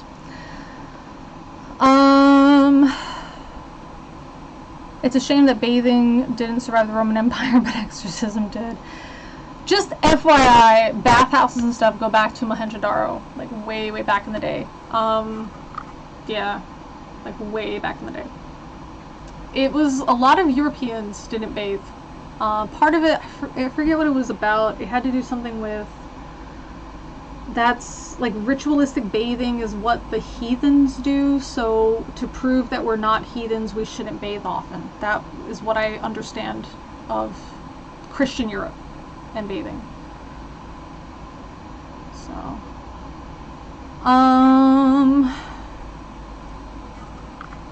my Christian family believes in miracles and prophecies, but I guess at least not possession. Well, that's good. Hopefully nobody will have to go through this. It's explained in the movie Stigmata. That is how to write it, yes. Sounds like pagan psyops to own Christians. Yeah, could be. Could be. Alright guys, on that note, you can see I run my head pretty hard. I'm gonna have to head out, but wow, 3 hours. I hope you guys had fun. This was interesting for me. If you guys have any questions about stuff, like things that you want to talk about or live stream ideas, please go ahead and write that down somewhere in the Discord. Also, I would like to, assuming that we're going to have no migraine tomorrow morning, I would like to do more of the Book of Enoch tomorrow morning. So, hopefully you guys can join me for that. See you later. Have fun. And, yeah. If you need help, get help. That's all I gotta say. Alright guys, have a good one. Bye-bye.